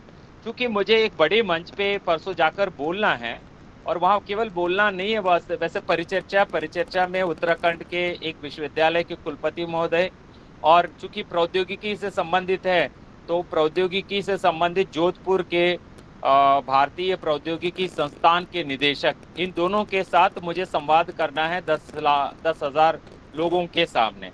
तो ये संवाद करने के लिए मेरी चिंता यही थी, बस 3 ही शब्द थे वहां पे। पहला शब्द जो सरिता जी ने लिया वही शब्द है अस्मिता, दूसरा शब्द है समावेशन, तीसरा शब्द है डिजिटल। मतलब डिजिटल अस्मिता जिनकी नहीं है वो भाषाएं बचेंगी नहीं, वो तो निश्चित है। जिन भाषाओं की डिजिटल पहचान नहीं रहेगी वो भाषाएं मरने के कगार पर नहीं है। आप मान लीजिए उनका डेथ सर्टिफिकेट पहले से तैयार कर दिया, जैसे उमेश जी पहले से कई सारे सर्टिफिकेट हमारे तैयार करके रखते हैं। तो मतलब कार्यशाला प्रतिभागिता से संबंधित प्रमाण पत्र जितने लोग जुड़ेंगे उनका पहले से बना के रखते हैं, तो वो भेजेंगे नहीं, कंप्यूटर दे रहा है। दूसरा प्रमाण पत्र जो व्याख्यान देते हैं, व्याख्याता का प्रमाण पत्र, जैसे ही व्याख्यान खत्म होके हम लोग ये बंद कर देते हैं गूगल मीट, प्रमाण पत्र भेज देते हैं। ऐसे प्रमाण पत्र पहले से रेडी हो गया मान लीजिए, तो यहाँ पे रेडी का शब्द अंग्रेजी का इस्तेमाल करते हो मुझे चिंता नहीं, जैसे क्योंकि सरिता जी ने कहा कि हमें सारे स्रोतों से जो भी है, मतलब ये जो समावेशन की प्रवृत्ति को लेकर, फिर से मैं सरिता जी को यहाँ कोट कर रहा हूँ, तो उन्होंने कहा हिंदी की जो हिंदी को जन संवेद्य बनाती है ये प्रवृत्ति जो है, मतलब समावेशन की प्रवृत्ति ही जो है हिंदी को जन संवेद्य बनाती है। तो वो संवेद्यता ही मेरे में भरी हुई थी, उसी वजह से मैंने उस दिन लिखा। असली बात पे हम आएंगे 1 मिनट के लिए। हमारे पास उस समय मैं जब कोयम्बटूर में था, जिम्मी वेल आए थे। जिम्मी वेल्स को आप जानते हैं, जो कि मतलब आपके एक विश्वकोश का नाम जब बचपन में हमें लेते थे तो वो होता था ब्रिटानिका, अंग्रेजी के विश्वकोश का नाम ही आता था। हम लोग देख भी नहीं पाते थे क्योंकि बहुत ही महंगा विश्वकोश होता था। वो कई बड़े बड़े पुस्तकालयों में शीशे के अलमीरा में रख के रखते थे, दूर से हम देखते थे, अच्छा ये विश्वकोश है अंग्रेजी का, उसको हम लोग कभी टटोल नहीं सकते थे। तो आज आपके सामने एक विश्वकोश है, विशेषकर इस आभासी मंच पे हैं, तो आभासी मंच पे आपके सामने जो विश्वकोश है आप सब जानते हैं, विकिपीडिया उसको कह रहे हैं। तो उसके संस्थापकों में एक जो जिम्मी वेल थे वो आए थे। उस समय जब उनसे सवाल किया गया तो भारत की भाषाओं की क्या स्थिति है, तो उन्होंने जब बताया कि भारत में अमुक भाषा मतलब आगे के नंबर पे हैं और बाकी भाषाएं पीछे रह गई है। तो अब आज देखिए, आपसे सीधा सवाल करो, जो हम अंग्रेजी वर्सेस हिंदी की जब बात कर रहे हैं, तो अंग्रेजी ठीक है, अंग्रेजी का हम विरोध करना चाह रहे हैं तो विरोध करने की जरूरत नहीं है, तो स्पष्ट हो गया हमारी बात अभी तक। तो लेकिन अंग्रेजी की स्थिति कहाँ है? ठीक है, अंग्रेजी नंबर 1 पे है, तो हिंदी कहाँ है? हिंदी 2 पे है, 3 पे है, 4 पे है? बता दीजिए, सीधा सवाल ही कर रहा हूँ। अब तो आमतौर पे मैं जो व्याख्यान है दे देता था, चुप रह जाता था। आज सवाल करना चाहता हूँ, आप चैट बॉक्स का इस्तेमाल कीजिए या आप ऑन करके बात कीजिए, हिंदी की स्थिति क्या है आप बता दीजिए। क्योंकि देखते नहीं है तो हम हमेशा इतना ही सोचते हैं, ठीक है। तो हमारे पास तेलुगु में एक कहावत है, ठीक है, तो कव्वे का जो भी बच्चा है, ठीक है, तो वो सुंदर है कव्वे के लिए। तो काला है ऐसा नहीं कहेंगे आप, तो वो सुंदर है क्योंकि वो कव्वे का बच्चा है। तो मतलब हमारी अपनी भाषा हमारे लिए अच्छी लगती है, तो विशेषकर हम सबकी भाषा एक हिंदी मानते हैं हम, वो अच्छी है, ठीक है। तो उसके लिए हमें काम करना है। अब हमने काम जो भी किया, हर मंच पे यही बात होती है कि हिंदी राष्ट्रभाषा है, हिंदी राजभाषा है, हिंदी संपर्क भाषा है, हिंदी विश्व भाषा है, हिंदी दुनिया की भाषा है। और पिछले पिछले लगभग 12-15 साल से, तो 15 साल पहले जो विश्व हिंदी सम्मेलन हुआ था, वो सीधा जाके न्यूयॉर्क में कर दिए, और फिर यूएनओ के हेडक्वार्टर पर भी करके तो ये साबित करना चाहा कि हिंदी को हम पहुंचा दिए वहां पर। हिंदी वहां पहुंचाने से हिंदी थोड़ी ही पहुंची वहां पे। अब देखिए, उनके जो भी 6 जो आधिकारिक भाषाएं बता रहे, राजभाषाएं बता रहे हैं, तो यूएनओ की, तो उसमें 6 भाषाओं का नाम उतना ही रह गया, उसमें ये हिंदी नहीं जुड़ी है। तो अब आप आग्रह करेंगे कि हिंदी सबसे बढ़कर है, हमारी आबादी सबसे बढ़कर है, हम चीन को पार कर चुके हैं, अभी नंबर 1 पे हैं, हमारा नंबर 1 है। तो एक ऐसे ही राजभाषा अधिकारी अक्सर उधर ही कहीं बैठे हैं आजकल, वो अक्सर कहते हैं दुनिया में हिंदी नंबर 1 पे है। तो अच्छा ही लगता है। मैंने उनका लेख भी छापा था संशोधन के साथ उस समय 90 के दशक में अपने उसमें, तो वो आज भी वही बात कहते हैं। जरूर ये बात उसके साथ जोड़कर कहना है, हिंदी ठीक है, वो जैसे जिन आंकड़ों को लेकर बात कर रहे हैं उसके साथ चिंता की बातें भी जोड़ देना चाहिए, कॉशन। जैसे सिगरेट का पैकेट बहुत सुंदर होता है, सिगरेट पीने वाले का पैकेट सुंदर भी ना हो, वो पिएगा, लेकिन इतना सुंदर बनाकर उस पर एक स्टैट्यूटरी वार्निंग लिखा जाता है, नीचे चेतावनी लिखी जाती है। वो चेतावनी क्या जो लिखी जाती है कि आप सिगरेट पीना मना, या सिगरेट पीने से आपको जो भी रोग होते हैं वो बताया जाता है। आजकल उस पर चित्र भी छाप रहे, भयंकर चित्र भी छाप रहे। इसके बाद भी वो चित्र उनको कुछ नहीं करता, क्योंकि सिगरेट उनको महत्वपूर्ण चीज है। हम लोग यहाँ लक्ष्य अंग्रेजी को यदि बना रहे हैं, चलिए अंग्रेजी को ही लक्ष्य बना लेंगे, अंग्रेजी मिटाओ। जैसे भारत से मतलब अंग्रेजों को हटाओ, जैसे बात 1942 में गांधी जी ने, है ना, तो कहा था, तो वैसे हम लोग अंग्रेजी को हटाने की बात ले लेंगे। मान लीजिए 1 मिनट के लिए, अंग्रेजी को वैसे नहीं हटा पाएंगे, नंबर 1 है ही। किस मामले में? जैसे आप देख लीजिए विकिपीडिया के लिए, 1 मिनट में विकिपीडिया में जो स्थान है अंग्रेजी का नंबर 1 है, ठीक है, क्योंकि अंग्रेजी में ज्यादा टेक्नोलॉजी पहले बढ़ी थी, अंग्रेजी में लोग लिखने लगे, लगातार लिख रहे हैं, तो लिख रहे हैं। अभी भी देखिए, हम लोग अपने यूजर नेम जो भी लिख लिया हमने अंग्रेजी में लिख लिया, तो रोमन लिपि में लिख लिया, तो उस रूप में अंग्रेजी नंबर 1 है। अभी भी जितने यूजर जुड़े हैं 33 प्लस बाकी मास्टर, तो जो ये नंबर बता रहे हैं मेरे सामने स्क्रीन, तो इतने मतलब 40 के आसपास जितने लोग जुड़े हैं। हम एक बार जाके यूजर्स के नेम्स देख लीजिए हम लोग, तो जो भी हैं, तो यहाँ पे मतलब हम अपने नाम भी, मान लीजिए मैं अपने नाम तेलुगु में लिख लेता, आप नहीं पहचान पाएंगे, जब मेरा चेहरा खुलेगा तभी पहचानेंगे, अन्यथा उस लिपि को नहीं पहचानेंगे, ये है। और उसी मतलब जो 8वीं अनुसूची में जिन 22 भाषाओं की बात है, तो वहां स्पष्ट है कि 12 ही लिपियां हैं, ज्यादा नहीं है। तो मतलब 1 दर्जन कहते थे हम लोग, मतलब एकीकरण करना उसका, एक साथ करके 1 दर्जन, तो 1 दर्जन भाषाएं मतलब लिपियां हैं 22 भाषाओं की। मांग तो बहुत है, मांग 40 या 45 और भाषाओं की, लगभग 50 भाषाओं की मांग है कि 8वीं अनुसूची में शामिल की जाए। तो मैं उन आंकड़ों को लेकर, मैंने कहा ना कि आंकड़ों के नंबर बताते बताते थक जाना पड़ेगा, सचमुच जो काम होना है वो नहीं रह पाएगा। तो मुझे कल परसों जो अखबार में एक समाचार आया, वो देखकर बहुत अच्छा और लगा, क्योंकि मैंने 25 तारीख ही अपना आलेख खत्म करके उनको भेज दिया था। तो ये कल परसों ही निश्चित रूप से मैंने वो स्लाइड काट के रखा, मतलब वो पेपर काट के रखा, तो अपने सारे साथियों के मतलब उपयोग के लिए मैं ग्रुप में डालता हूँ ऐसे तो, वो भी डाला नहीं, समय नहीं मिला था मुझे। तो उसमें है आदिवाणी के नाम से, तो एक सॉफ्टवेयर का मतलब जो एआई के साथ जुड़कर तो काम करने वाले एक सॉफ्टवेयर का विकास किया गया है, जो मतलब आदिवासी और ट्राइबल वेलफेयर संबंधी जो मंत्रालय है, तो उस मंत्रालय की ओर से इसमें 4 जो भाषाओं का वहाँ पे उल्लेख है, उसमें संथाली भी एक है। अब संथाली को हम इस तरफ ले या उस तरफ ले, 1 मिनट के लिए आप सोच लीजिए। तो जैसे 22 भाषाओं में संथाली शामिल है, मतलब विकास के लिए जो भी लक्ष्य है हमारे पास, उसमें 22 में संथाली शामिल है। तो संथाली में जब भी बहुभाषाई कंप्यूटिंग पढ़ाता था, तो फटाफट टाइप करके 22 भाषाओं में एक शब्द टाइप करने के बाद बीच में एक बिगड़े हुए शब्द को देखते ही लोग फिर उंगली उठाते थे, सर आप कहते हैं कि अब सारी भाषाओं के लिए तो मतलब कंप्यूटिंग का विकास हुआ है, आप जिन लिपियों का भी दिखा रहे हो तो उनका विकास हुआ है, ये क्या है? तो मैं कहता था पहचानो उसको पहले, तो जो भी है ठीक है, उसकी लिपि भी मैं दिखा दूंगा, लिपि पहचानो पहले और उस भाषा का नाम बताओ। कोई नहीं बता पाते थे।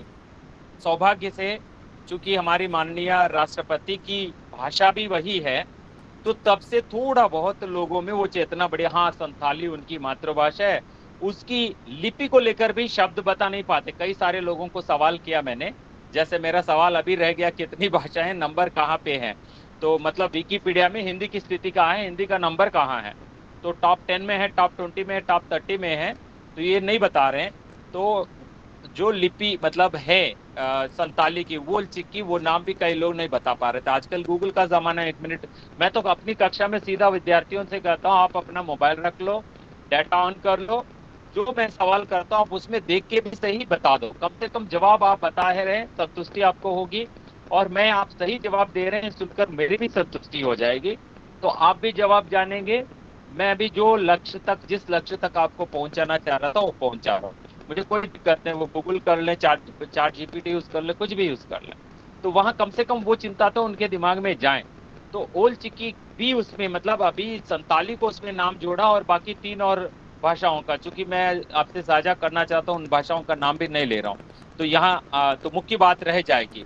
मुख्य बात तक आपको 2-4 मिनट में मैं पहुंचा दूं, ताकि तो आज सरिता जी ने जब समय पर निश्चित 40 मिनट में अपनी बात पूरी की, मैं ज़्यादा लंबा खींचूं तो फिर वही की वही बात रह जाएगी, क्योंकि लगातार हर कार्यशाला में मुझे सुनते हुए मेरी चिंता को तो आप समझ गए, लेकिन जिस चिंता को आज सबल बनाया सरिता जी ने अपने व्याख्यान के माध्यम से, विशेषकर 2 महत्वपूर्ण पारिभाषिक और अवधारणात्मक शब्दों को लेकर, अस्मिता और जो समावेशन है, बहुत ही महत्वपूर्ण है। तो इस समावेशन की चिंता को देखेंगे आप जरूर। तो उदाहरण के लिए देखिए, आप कहेंगे कि हमारे जो गिरमिटी है, मतलब हमारे भारतवंशी दुनिया में कई सारे देशों में पहुंचे हैं, आप कितना महत्व दे रहे हैं उनको। उदाहरण के लिए देखिए, परसों उमेश जी ने जो हमारी मैडम अनुपमा जी का दायित्व था, वो दायित्व संद्रा जी को सौंपा, तो मुझे बहुत अच्छा लगा। तो संद्रा जी जहां दक्षिण अमेरिका देश से जब हिंदी में बोलने लगी, तो उनका सवाल मेरे पास रह गया था, जवाब मुझे देना था कि मेरी प्रस्तुति कैसी रही। अब आप देखिए, उस देश में हिंदी के लिए जो माहौल है, उस माहौल के बीच में उन्होंने इतनी अच्छी, मतलब उमेश जी ने जो उनके लिए जो स्क्रिप्ट लिखा था, तो उसकी दिक्कतें अपनी हैं। तो कारण क्या है, वो हमारे लिए जो मतलब सरल लग रहे हैं वो शब्द जरूर उनके लिए जटिल लग रहे होंगे। तो जो मतलब जिसको हम लोग यहाँ पे इडली कहते हैं, डोसा कहते हैं, जैसे सरिता जी ने जरूर यहाँ के तमिलनाडु के कुछ और पकवानों के नाम बताएं, इसको खाने में हमें जो कंफर्ट है, अब आप वहाँ जो खा रहे हैं उसको वहाँ जो कंफर्ट है, वो अलग अलग हो सकते हैं निश्चित रूप से। तो मगर मैं यही कह रहा हूँ कि अब दुनिया के अलग अलग देशों में, जैसे फिजी हो, मॉरिशस हो, गुयाना हो, अलग अलग गिरमिटियाई देशों में जो हिंदी का रूप है, उस हिंदी का रूप जैसे आप अंग्रेजी का देखेंगे, अंग्रेजी यूएस, अंग्रेजी इंडिया, अंग्रेजी ऑस्ट्रेलिया, अंग्रेजी यूके, इतने रूपों में आपको कंप्यूटर में अंग्रेजी को पहुंचा चुके हैं। आप क्यों चिंता नहीं करते कि हमारी हिंदी के उतने रूप पहुंच जाए? केवल हिंदी ऐसी ही रहे, ऐसी ही रहे, ऐसी ही रहे, ऐसा नहीं कहना चाहिए, बिल्कुल नहीं कहना चाहिए। वही समावेशन का मतलब है यहाँ पे।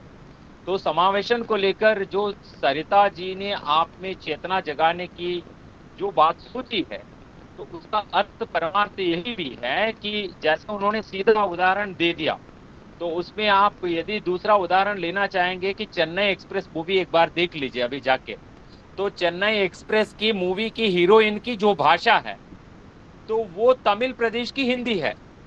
तो उस हिंदी को भी पनपना है, उस हिंदी को नहीं मरना है, बिल्कुल वो हिंदी रहनी ही चाहिए।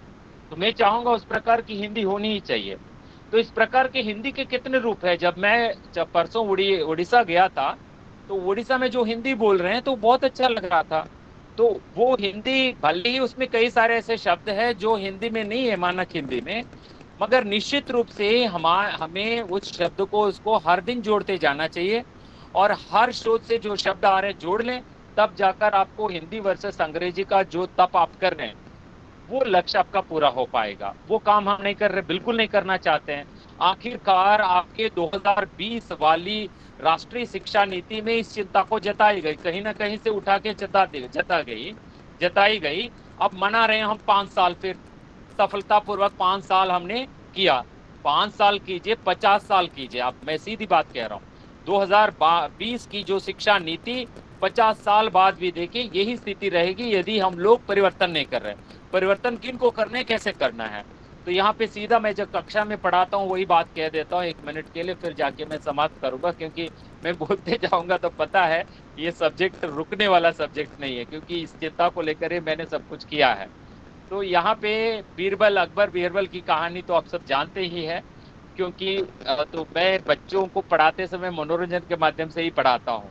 बच्चों से ये पूछता हूँ कि वहाँ पे देखिए, जैसे बीरबल से अकबर ने कहा मेरे राज्य की समूची जनता जो है बहुत ही ईमानदार है, तो तुरंत बीरबल ने कहा था कि ये आपका क्या है, आप देख लीजिए, ठीक है। उन्होंने कहा आपका भ्रम है, तो गुस्सा आ गया। भले ही दोस्त है, लेकिन उनको गुस्सा आना सहज था। अभी उमेश जी कभी बोलते रहते, कुछ बोले तो मैं टोकता रहता हूँ, केवल उमेश जी को नहीं, कितने सारे लोगों को मैं टोकता हूँ। कल भी एक मेरी पूर्व विद्यार्थी आए थे, किसी विषय को ले लिया, अच्छा लगा, ठीक है। तो उस पे बोलने के बाद अंत में मैंने कहा अध्यक्षीय वाचन में क्या बोलना है, आपको टोकना है, बस आपको है ना, जो भी डांट पढ़नी है वो पढ़नी ही है अभी। तो यहाँ सरिता जी को डांट नहीं पड़ रहे, उनकी तारीफ ही मैं कर रहा हूँ। तो चिंता क्या है, अब देखिए, तो मतलब हम लोग तो जो वहाँ अकबर बीरबल की कहानी मुझे लेने की जरूरत नहीं, कहानी आपको पता है, तो वहाँ जो कुछ हुआ वो तो पता है। तो वैसी स्थिति आज भी है, तभी जाकर तो जो आपको 1990 के दशक में यूनिकोड का विकास होने के बाद भी, और इस देश के 70% लोग हिंदी को बोलना, समझना, लिखना, पढ़ना, जानने के बाद भी, इतनी बड़ी आबादी हिंदी को जानने के बाद ये और जैसे तथाकथित जो भी आंकड़ों को लेकर मायाजाल करते हुए हिंदी नंबर 1 कहने वाले भी हैं, तो अब हिंदी विकिपीडिया में कहाँ है। सवाल फिर से वही आ गया, सवाल जवाब कोई दे दीजिए। तो मैं देखना चाहूंगा 1 मिनट, आप सब जो भी जुड़े हैं, सर्टिफिकेट आज उसी कंडीशन पे मिलेगा। उमेश जी, एक कंडीशन निश्चित है कि ये चार्ट बॉक्स में इनको एक नंबर टाइप करना है। जो नंबर टाइप नहीं करते हैं तो उनको बिल्कुल प्रमाण पत्र नहीं मिलेगा। एक नंबर लिख दीजिए, तो 1 से 100 तक जो नंबर चाहे लिख लीजिए, 1000 तक भी लिख लीजिए, कोई नंबर लिखना है आपको। तो मुझे अभी चार्ट बॉक्स में नंबर दिखते जाना चाहिए 1 मिनट के लिए। 1 मिनट में रुकूंगा अपनी जगह यहीं पे। तो हमारे काफी सक्रिय यहाँ पे प्रतिभागी जो भी है, हाँ 5 2 ये आप लिख रहे हैं हिंदी की स्थिति को लेकर विकिपीडिया में, ठीक है, लिखते जाइए। तो पहली तो नहीं है, ये मैंने कह दिया। 2 जिन्होंने कहा बहुत बड़े आशावादी है, 5 जिन्होंने कहा उनकी भी आशा ज्यादा है, 7 कहा, फिर से 2 ना कहिए, जो नंबर फिर आ गया उसको रिपीट ना कीजिए। 18 बहुत अच्छा लग रहा है कृष्णा आर्या जी ने। 3 भी आ चुका है सर। हाँ 9 4, हाँ अब गूगल भी कर ली होंगी, मैंने कह दिया ना 99, तो 99 पे तो नहीं है, तो ठीक है। तो 50 पार ही है। तो मतलब 1 से 50 तक जिन भाषाओं की स्थिति है, वहां स्थिति क्या है मैं बता रहा हूँ। तो उन्होंने एक पैमाना बना लिया तो आलेख जो भी है, एक विषय का आलेख, जैसे समावेशन एक शब्द सरिता जी ने गूगल किया, गूगल करते उनके पास जो भी रिजल्ट्स मिलते हैं तो उन परिणामों में एक परिणाम विकिपीडिया का भी रहेगा। तो उसमें समावेशन को लेकर जब विकिपीडिया में पहुंच जाएंगी सरिता जी, निश्चित रूप से यदि वो हिंदी का आलेख है, हिंदी में इतना बढ़िया लिखा है, बहुत खुशी से भर जाएंगे उनका। लेकिन वो नहीं होता, क्योंकि आपने विकिपीडिया से गूगल से पूछा हिंदी में, तो उसको लगा कहीं भी हो हिंदी में जवाब दे दें। वो अंग्रेजी का बढ़िया आलेख भी हिंदी में अनुवाद करके दिखा देता है। इसकी वजह से हम संशय में हैं आजकल। निश्चित रूप से उसकी मूल भाषा पूछ लीजिए, वो हाँ मूल भाषा में भी यदि है तो उसकी गुणवत्ता देख लीजिए, एक पंक्ति में ही बात होगी, या यदि ज्यादा पंक्तियों में है वो अनुदित बात होगी, तो उसको बिल्कुल विकिपीडिया नहीं मानेगी। तो विकिपीडिया का कंडीशन यह है कि जैसे आप शोध करते हैं उसी रूप में, तो सारे संदर्भों सहित, सारे सबूत सहित आप पेश कीजिए बात को, तो बहुत बढ़िया। दो जिस एक पंक्ति के लिए आप 50 सबूत रखना चाहे रखिए, लिखिए, बोलता है। तो वैसे लिखने वाले कोई नहीं रह गए, बहुत कम लोग रह गए, इतने कम लोग रह गए, ये आंकड़ा बता रहा है। इसी आधार पर मैंने कहा कि और 50 साल होने के बाद भी स्थिति नहीं बदलेगी, बदलेगी 1 साल में बदलेगी, अच्छा है, बहुत खुश हो जाऊंगा। तो मैं अपनी बात को वापस ले लूंगा और कहूंगा।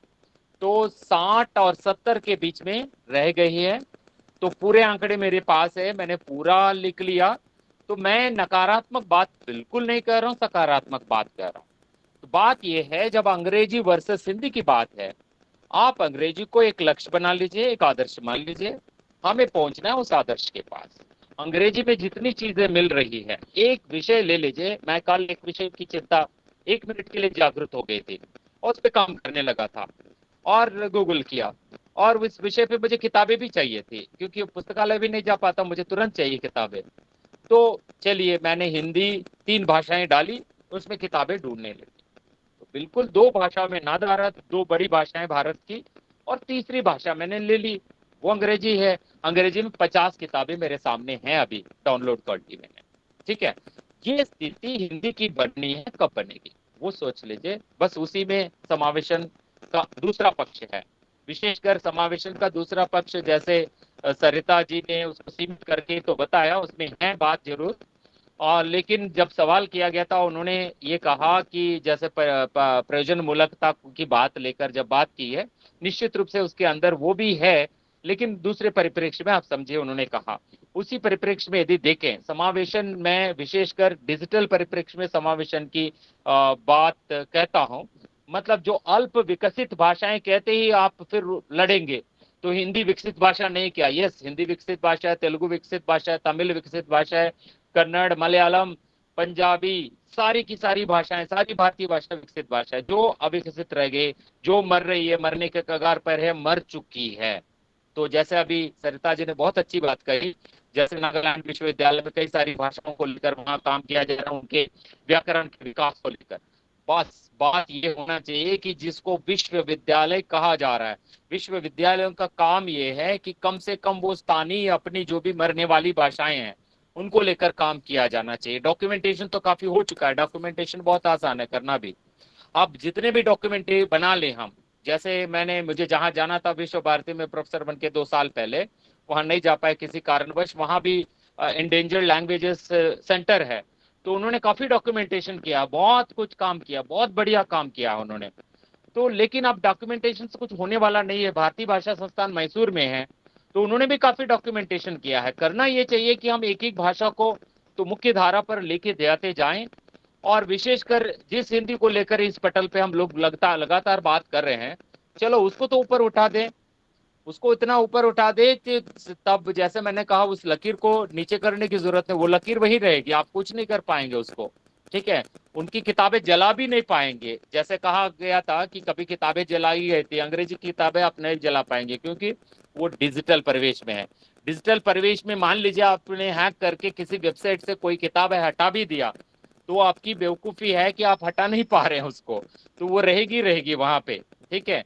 तो जैसे आपको फिर से मुझे यहाँ पे अनूप जलोटा याद आ रहे हैं, तो फिर वो सब लेते जाऊंगा तो कहीं और हो जाएगा। जैसे अनूप जलोटा गाते हुए कृष्ण और सूर के संबंधों के बारे में बताते हुए जब वो उनको खड्डे में छोड़ के वो भाग जाते हैं तो कहते हैं कि कृष्ण के बारे में, तो मैं तो निकल गया यहाँ पे, मतलब कृष्ण निकल गया बोलते, वो कहता है सूरदास अरे पागल तुम वहां नहीं गए, इधर है। ठीक है, तो वो बात है कि हमारे दिल में यदि हिंदी के प्रति अनुराग है तो हिंदी को वहां तक ले जाएं। हिंदी को जब ले जाएंगे, हिंदी के साथ साथ आपके अड़ोस पड़ोस में जो भी है उनको भी ले जाएं। तो उदाहरण के लिए सरिता जी जहाँ बैठे हैं उनकी पड़ोस की भाषा नहीं कहूँ, उनकी अपनी भाषा कहूंगा कि वहाँ की भाषा जो पंजाबी है। तो जब हिंदी के विकास की बात हम कर रहे हैं, पंजाबियों को साथ में ले जाएं हम। तो वैसे मैं कहूंगा कि मुझे सारी भाषाओं को लेकर चलना है, तो मुझे ना एक रेलगाड़ी जिसमें सारी की सारी 1652 भाषाओं को बिठाकर ले जाना है, तो ये मेरा लक्ष्य है। तो इस लक्ष्य में हम कब पहुंचेंगे बात अलग है, लेकिन कम से कम डिजिटल समावेशन की जो बात है, तो मैं जब अपना आलेख लिख रहा था मैंने उसी चैट जीपीटी से कहा आपकी क्षमता कितनी है। उन्होंने कहा मेरी 12 भाषाओं में क्षमता, क्योंकि 12 लिपियों का काम है। मैंने कहा नहीं नहीं, आपकी क्षमता ज्यादा है, मुझे पता है, हनुमान जैसे आप बता दो तो कर दो। उन्होंने कर दिया, एकदम 22 भाषाओं में मेरे सामने उसने अनुवाद प्रस्तुत किया। एक शब्द मैंने दे दिया, मेरा भारत महान, उन्होंने 22 भाषाओं में दे दिया। 22 भाषाओं में एक ही बू आ रही थी, वो हिंदी की बू। ठीक है, तो कारण क्या है, उन्होंने हिंदी को आधार बना लिया। सरिता जी ने वो भी स्पष्ट कर दिया। तो हिंदी की वो भूमिका है, उन्होंने जो चित्र उसमें दिखा दिया है, तो एक गांठ जैसी भूमिका है हिंदी की। तो वही भूमिका, मतलब उसी आधार पर उन्होंने मेरे सामने 22 भाषाओं में तालिका दे दी, तो सारे अनुवाद कर दिया था। लेकिन जब मैं तेलुगु, तमिल, मलयालम, कन्नड़, ये सारी भाषाएं में खुद बोलता हूं तो उसमें देखता हूं तो उस भाषा के अनुरूप वो नहीं है। तो भाषा का वो स्वरूप भी जिंदा रहना चाहिए, तो जिसको हम भाषा की अस्मिता कह रहे हैं। और समावेशन की जो चेतना हमारी है, तो उस दृष्टि से समावेशन करते हुए हम हिंदी और अन्य भाषाओं का विकास, उसका डिजिटल विकास को लेकर हम आगे बढ़ेंगे। निश्चय ही तभी जाकर हमारी भाषाओं का विकास हो पाएगा। तो बस बात में विशेषकर मैं सरिता जी ने जो भी बातें कही हैं उसका विस्तार देते हुए, मुझे बहुत सारी बातें कहने की है, तो समय समय पर मैं कहता रहता हूँ। तो आज जब आपने जल्दी मतलब हमें समाप्त करके बात को सार सार गहरे थोता दे उड़ाए आपने कर दिया, तो मैं भी अपनी बात को यहाँ सीमित कर दूं। तो इसी में, क्योंकि ज्यादा कहने से क्या है, हमारे पास बचपन में कई सारी कहानियां मैं पढ़ता था, एक उपन्यास में लिखा था वो मेरी भाषा में ही, उसको संक्षेपाक्षर में, जैसे आज भी बच्चों से मैं कह रहा था, अब देखिए अंग्रेजी आप छोड़ना चाहेंगे नहीं भी छोड़ेंगे। देखिए जैसे हाउ आर यू, HRU लिख देते हैं, अब हिंदी में बना दो, आप बना के प्रचलित कर दो हिंदी में भी, आप कैसे हैं। ठीक है, आप कैसे के लिए उतना संक्षिप्त रूप, जितना HRU लिख के काम चला रहे हैं, उसकी अपनी खासियत है, उसको चला रहे हैं तो आप भी चला रहे हैं, हम भी चला रहे हैं, सब लोग चला रहे हैं। हाँ, आप मुझे ऐसा नहीं चलाना है तो मैं बहुत लंबा लिखूंगा, लिखने में कितना मेरा समय जा रहा है, और समय जाने तक लोगों के पास फुर्सत नहीं। मेरे पास परसों एक प्रमाण पत्र आया, प्रमाण पत्र आज वही संयोग है कि कल परसों मेरी एक यहाँ की सह शिक्षिका तो राष्ट्रपति पुरस्कार पा रही है, आज वो दिल्ली में है। परसों 5 तारीख राष्ट्रीय शिक्षा पुरस्कार, वो उनको हिंदी उतनी नहीं आती, उनके प्रमाण पत्र के लिए हिंदी वर्षन जो चाहे था वो मुझसे लिया था, उन्होंने भेज दिया था, फिर वो छपके आए तो प्रमाण पत्र सही करने के लिए उन्होंने पूछा। तो मैं इस तरफ, अच्छा ये उसकी छोड़ दीजिए, वो तो प्रमाण पत्र जल्दी जाना चाहिए उनको। उससे पहले जब मैं वर्षन बना रहा था, मतलब उनका अंग्रेजी का मैं हिंदी में बना रहा था, उस समय 2 मिनट लग रहा था मुझे, निश्चित रूप से मुझे, मतलब अनुवाद करने में नहीं, मुझे लिखने में, और उन्होंने अंग्रेजी में जो गलती की है उसको सही करने में, जहाँ कामा एक्स्ट्रा लगा है सब। इस बीच फिर कॉल आने लगे, तो पहले मैंने भेज दिया, उनके पास जो कुछ लिखा था भेज दिया। मैंने कहा कि आपकी अंग्रेजी में अनावश्यक ये कामा लगा वो सारे आप हटा लो, क्योंकि आपके पास 1 मिनट से ज्यादा मुझे समय देने की क्षमता नहीं थी।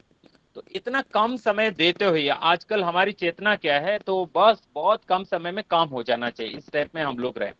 तो हम ऐसे आशा करेंगे तो हमारी 1652 भाषाएं ऐसी विकसित नहीं हो पाएंगी। हमें निश्चित रूप से उसके लिए जितना समय चाहिए उतना समय लेना ही पड़ेगा, मगर हमारी चेतना में वो बात रहनी चाहिए कि इनको लेकर हरिराम पंसारी साहब को उमेश जी जरूर आप आमंत्रित कीजिए। साहब क्या है, हमारे पास वो टेक्स्ट डालते जाते हैं, लोग उतना टेक्स्ट पढ़ते नहीं, तो उनको जरूर अगली बार, मतलब 50 तक तो कार्यशालाएं निश्चित है हमारे पास, तो 51 के बाद के जो भी कार्यशाला उनके लिए अनुकूल है, उसको लेकर हरिराम परसारी साहब हमारे सामने बात रखें। निश्चित रूप से वो हमारी चिंताओं के साथ उन्हें उनकी चिंता भी शामिल है। बात यही है कि हम जिस चिंता को लेकर चल रहे हैं उस चिंता में डिजिटल समावेशन यदि हमारी चिंता है बाकी सारी भाषाओं की जिनकी नहीं हो पाई है, तो उनके विकास की दृष्टि से निश्चित रूप से बहुत काम करना है। मतलब जो भाषा भाषी है उनसे बैठ के हर दिन जो कुछ हमें मन की बातें करना है उनसे करें, लिख लें। और जैसे नागालैंड विश्वविद्यालय की बात सरिता जी ने कही, तो उनके लिए एक मानक मतलब भाषिक स्रोत बनाए हम, उस भाषा के कुछ ना कुछ ऐसे स्रोत बनाए। जैसे आपको आश्चर्य होगा तो भारत की एक भाषा भोजपुरी, भोजपुरी का व्याकरण मैं सीधा उठ के आपके सामने किताब भी दिखा दूं, ठीक है, तो बहुत अच्छा लगेगा। लेकिन उसको खींचना है तो सारी किताबें गिरेंगी। तो आपको सरिता एक यहाँ पे संयोग ही है, सरिता नाम है या सरिता बुधू जी है, आप गूगल कर लीजिए, सरिता बुधू मॉरिशस में है। तो उन्होंने तो यूनेस्को से भोजपुरी को पहचान दिलाने का काम किया और पूरा का पूरा भोजपुरी का व्याकरण की पुस्तकें छापकर पूरे देश भर में, उनके देश में नहीं भारत में भी आकर वो बांट रही है। ये काम जब वो अपनी मातृभाषा के लिए कर रही है तो हर कोई अपनी भाषा और एक और भाषा जो भाषा आपके लिए कुछ ना कुछ मतलब आपको पहचान दे रही है, तो वहां काम कीजिए निश्चित रूप से। तो इन भाषाओं का विकास, विशेषकर अस्मिता और समावेशन को लेकर जो चिंता सरिता जी ने जताई है, तो उस चिंता की पूर्ति केवल एक व्याख्यान से और उनका व्याख्यान हम लोग यूट्यूब में डालने से पूर्ति नहीं होती। हमें धीरे धीरे कुछ ना कुछ योगदान इस ढंग का करना है। उसी दृष्टि से जैसे मैंने कहा, मेरे इस पाठ्यक्रम से कुछ होने वाला नहीं है, बिल्कुल नहीं होने वाला है। तो मैंने इसको इतना कहा, एक गंदी मछली सारी तालाब को गंदी कर सकती है। तो इसको दूसरे अर्थ में ले लीजिए। मेरी जो चिंता है वो चिंता हर किसी के पास जानी है, मुझे कुछ ना कुछ करनी है। तो उसी दृष्टि से मैंने इस बात को लेकर 2014 में अपने यहाँ के पाठ्यक्रम में अनिवार्य बना दिया भाषा प्रौद्योगिकी को। उसके बाद मैंने सोचा इससे पूरी दुनिया में बात नहीं पहुंच पाएगी, क्योंकि मैंने देवनागरी लिपि में, हिंदी में इस बात को कही है। तो मैं चाहूंगा कि सारी भाषाओं में बात जाए, पहले मतलब कम से कम लोगों को ये डिजिटल अवेयरनेस और बढ़े। पहले से तो है, क्योंकि ज्यादा धन्यवाद उसको देना चाहिए स्मार्टफोन को, उसके बाद दूसरा धन्यवाद आप दे दीजिए कोरोना को। इन दोनों की वजह से जो है आज टेक्नोलॉजी की जो चेतना लोगों में बढ़ी है, रुचि बढ़ी है निश्चित रूप से। मगर बस हम संतुष्ट होके रह रहे हैं, अपने फेसबुक में कुछ अपनी बातें रखते हैं, अपनी फोटो डालते हैं, उसी से संतुष्ट हो गए। मुझे ऐसे यदि डालना है तो हर दिन मेरे इधर उधर जिनसे भी बात हो रही है, जिनसे भी जो भी मैं लेता हूँ देता हूँ, सब मैं अपने फेसबुक पे डाल दूंगा। निश्चित रूप से फेसबुक को बंद करना पड़ेगा। मैं इतना इसलिए कह रहा हूँ कि इतनी बातें हो जाती है हर किसी की, तो जरूरी नहीं कि हम उसके पीछे पागल बन के रह जाएं। तो एक आध बातें इंपॉर्टेंट जो है उसमें रह जाएंगी। लेकिन मतलब देख, जो अभी समावेशन और इसके साथ अस्मिता के साथ मेरा चौथा पांचवा शब्दों की बात नहीं कही, जरूर वहां पे मैंने एक बात जो हमारी संवैधानिक बात है या हमारी मूल जो वैदिक संस्कृति की बात है, समता या समानता। तो समानता की पहचान जो मतलब जो पहचान हम हिंदी को चाहते हैं, वो पहचान क्यों ना हम सारी 22 भाषाओं को उसी ढंग का पहचान दे, वैसे ही सारी भाषाओं को दे। वैसी पहचान यदि हम देना चाहेंगे निश्चित रूप से, तो समता आनी है तो विकास भी वैसे ही होना है। तो जैसे मेरी ये स्थिति है, तो अब आपकी स्थिति ये है, तो आपको यहाँ लाऊं तभी समता संभव है। मैं ऐसे चले जाते रहूं फिर आप वहीं के वहीं रहे तो संभव नहीं। तो हमें अब बात यह है कि हमारी तमाम भाषाओं के विकास की दृष्टि से हमारी जो भाषाएं पहले से विकसित है उनके साथ साथ दूसरी भाषाओं की चिंता लेके चले, तो तभी हम लोग उस लक्ष्य तक पहुंच पाएंगे।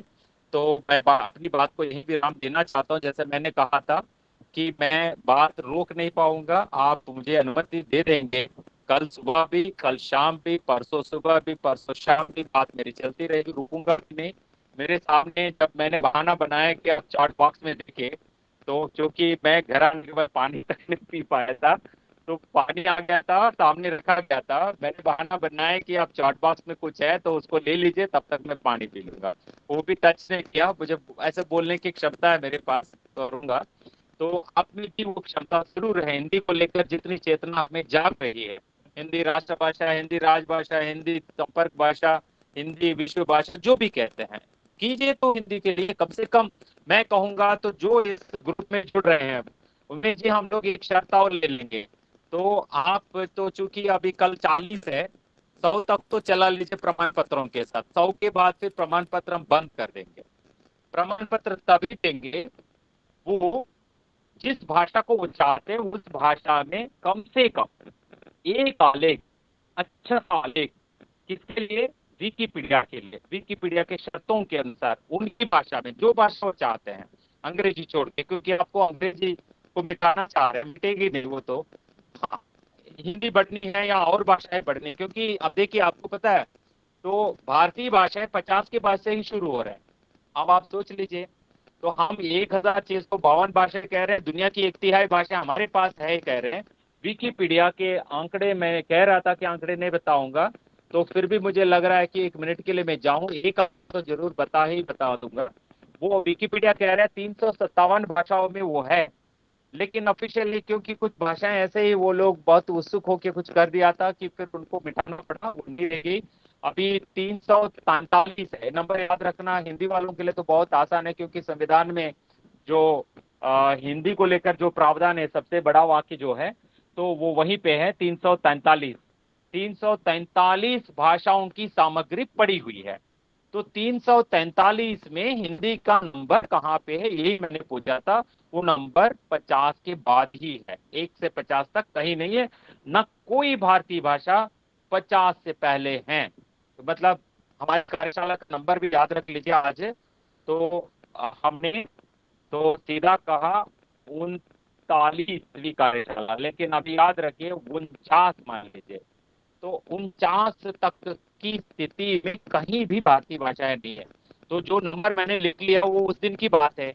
अब आज आप रातों रात बैठ के बढ़ा दीजिए, ये बात हो गई थी जब बीबी से हमने सवाल किया, इस पर लिखा भी गया, तो तब लोगों ने क्या किया, हिंदी वालों ने बहुत बढ़िया काम किया। तो मतलब 1 लाख से ज्यादा भी हिंदी के आलेख नहीं है तब कहा गया था, तो बढ़ा दिए, दिन रात बढ़ा दिए। कैसे बढ़ा दिए? एक नाम लिखेंगे, जैसे सरिता लिखेंगे तो सरिता जी तो चंडीगढ़ में एक आचार्य है, बस एक लाइन होगा, बस लिख खत्म। उमेश, उमेश जी एक अनुवाद अधिकारी है, ठीक है, बस हो गया।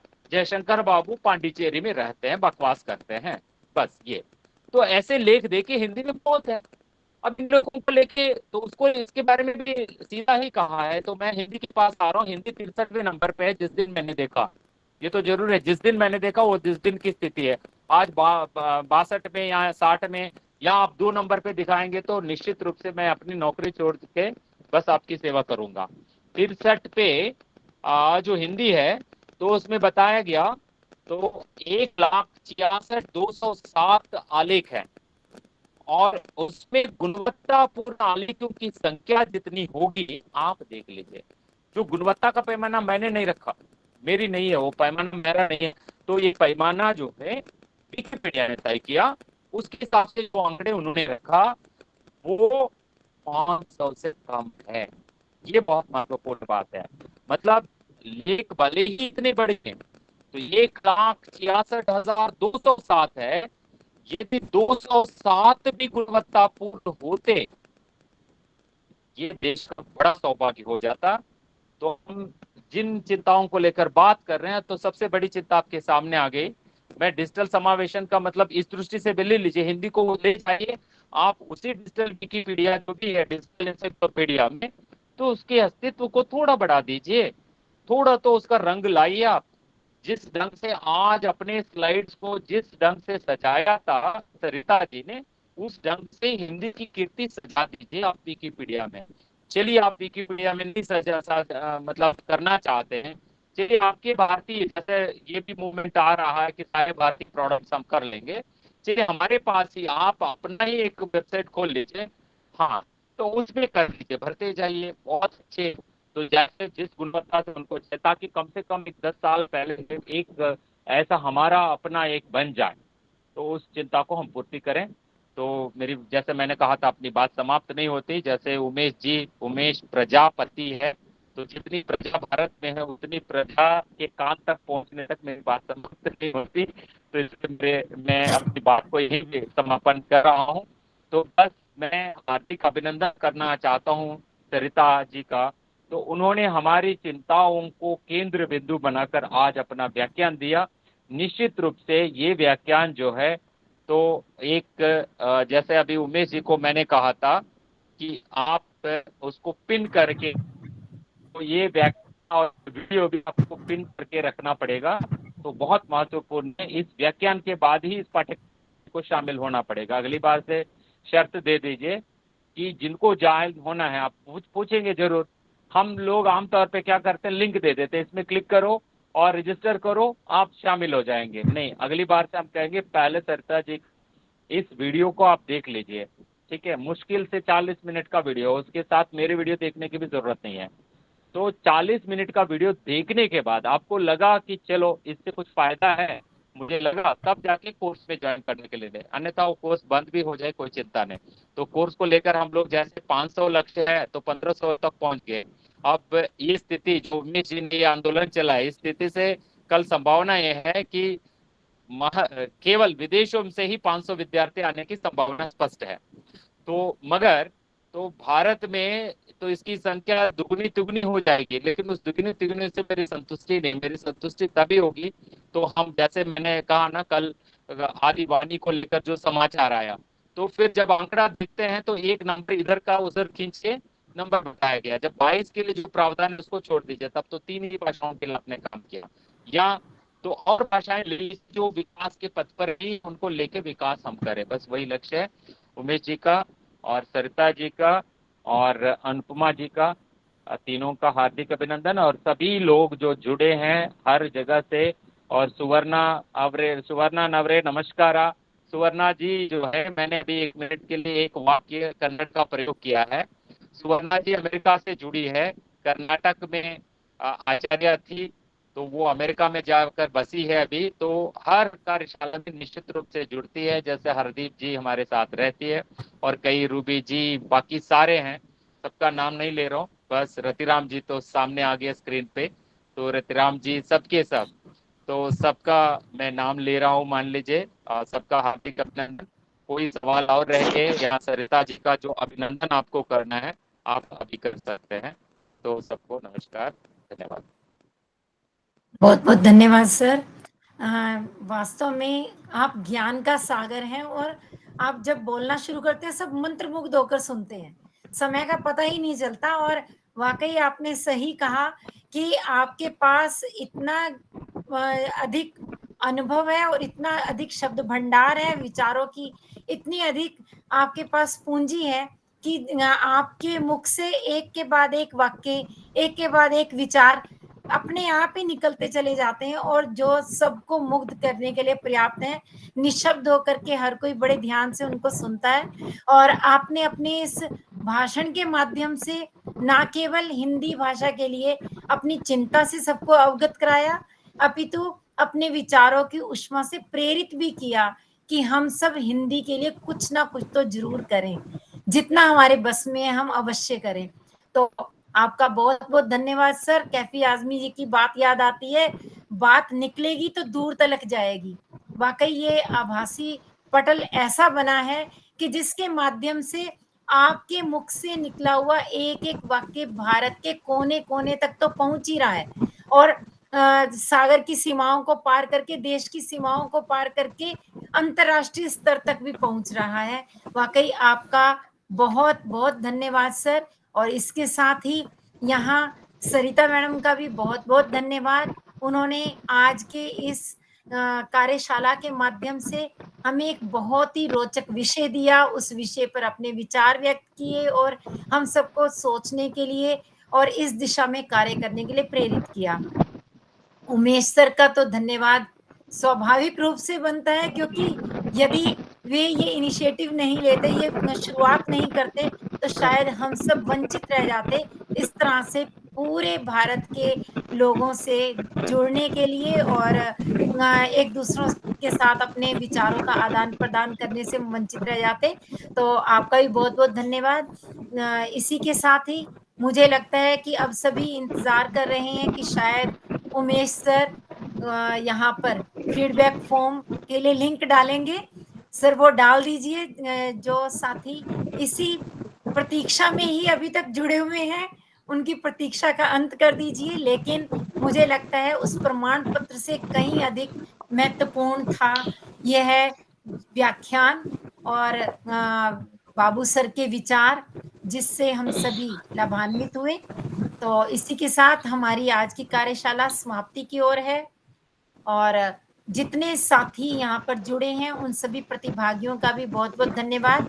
उन्होंने अपना कीमती समय दिया और इस कार्यशाला को जीवंत बनाया। सभी के धन्यवाद के साथ दो मिनट कार्यशाला के समापन की ओर बढ़ते हैं। जी सर। मैम 2 मिनट मैं कुछ बोलना चाहता हूँ।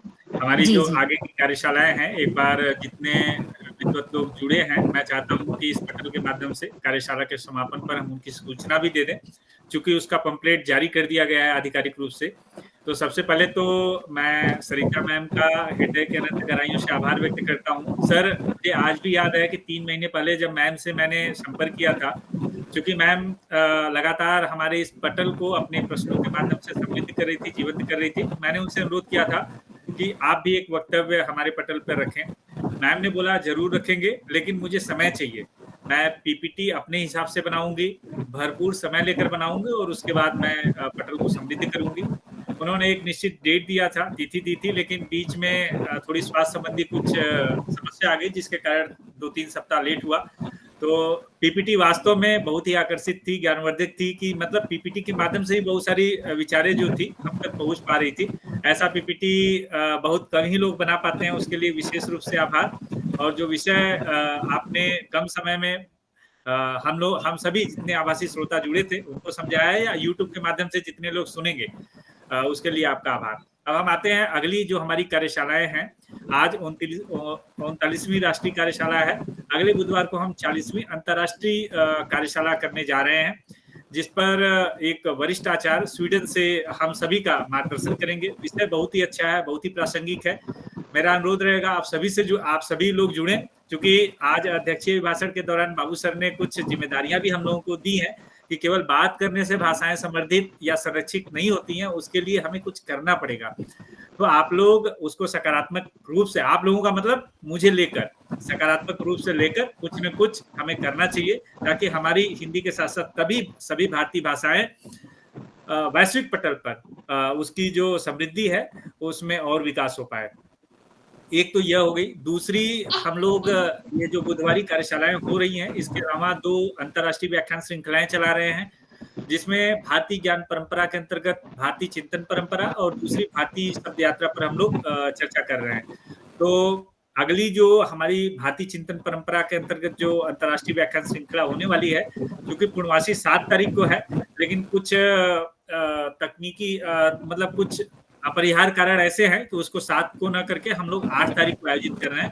तो उसका भी पंपलेट कल तक आप लोगों तक पहुंच जाएगा। आप लोग उसमें जुड़ें, क्योंकि बहुत ही ज्ञानवर्धित कार्यशाला होती है। तमाम तरह के नए नए विषय भारतीय ज्ञान परंपरा के अंतर्गत हम लोग सीखने को मिलता है और हम लोग अपने ज्ञान की विस्तार को बढ़ाते हैं।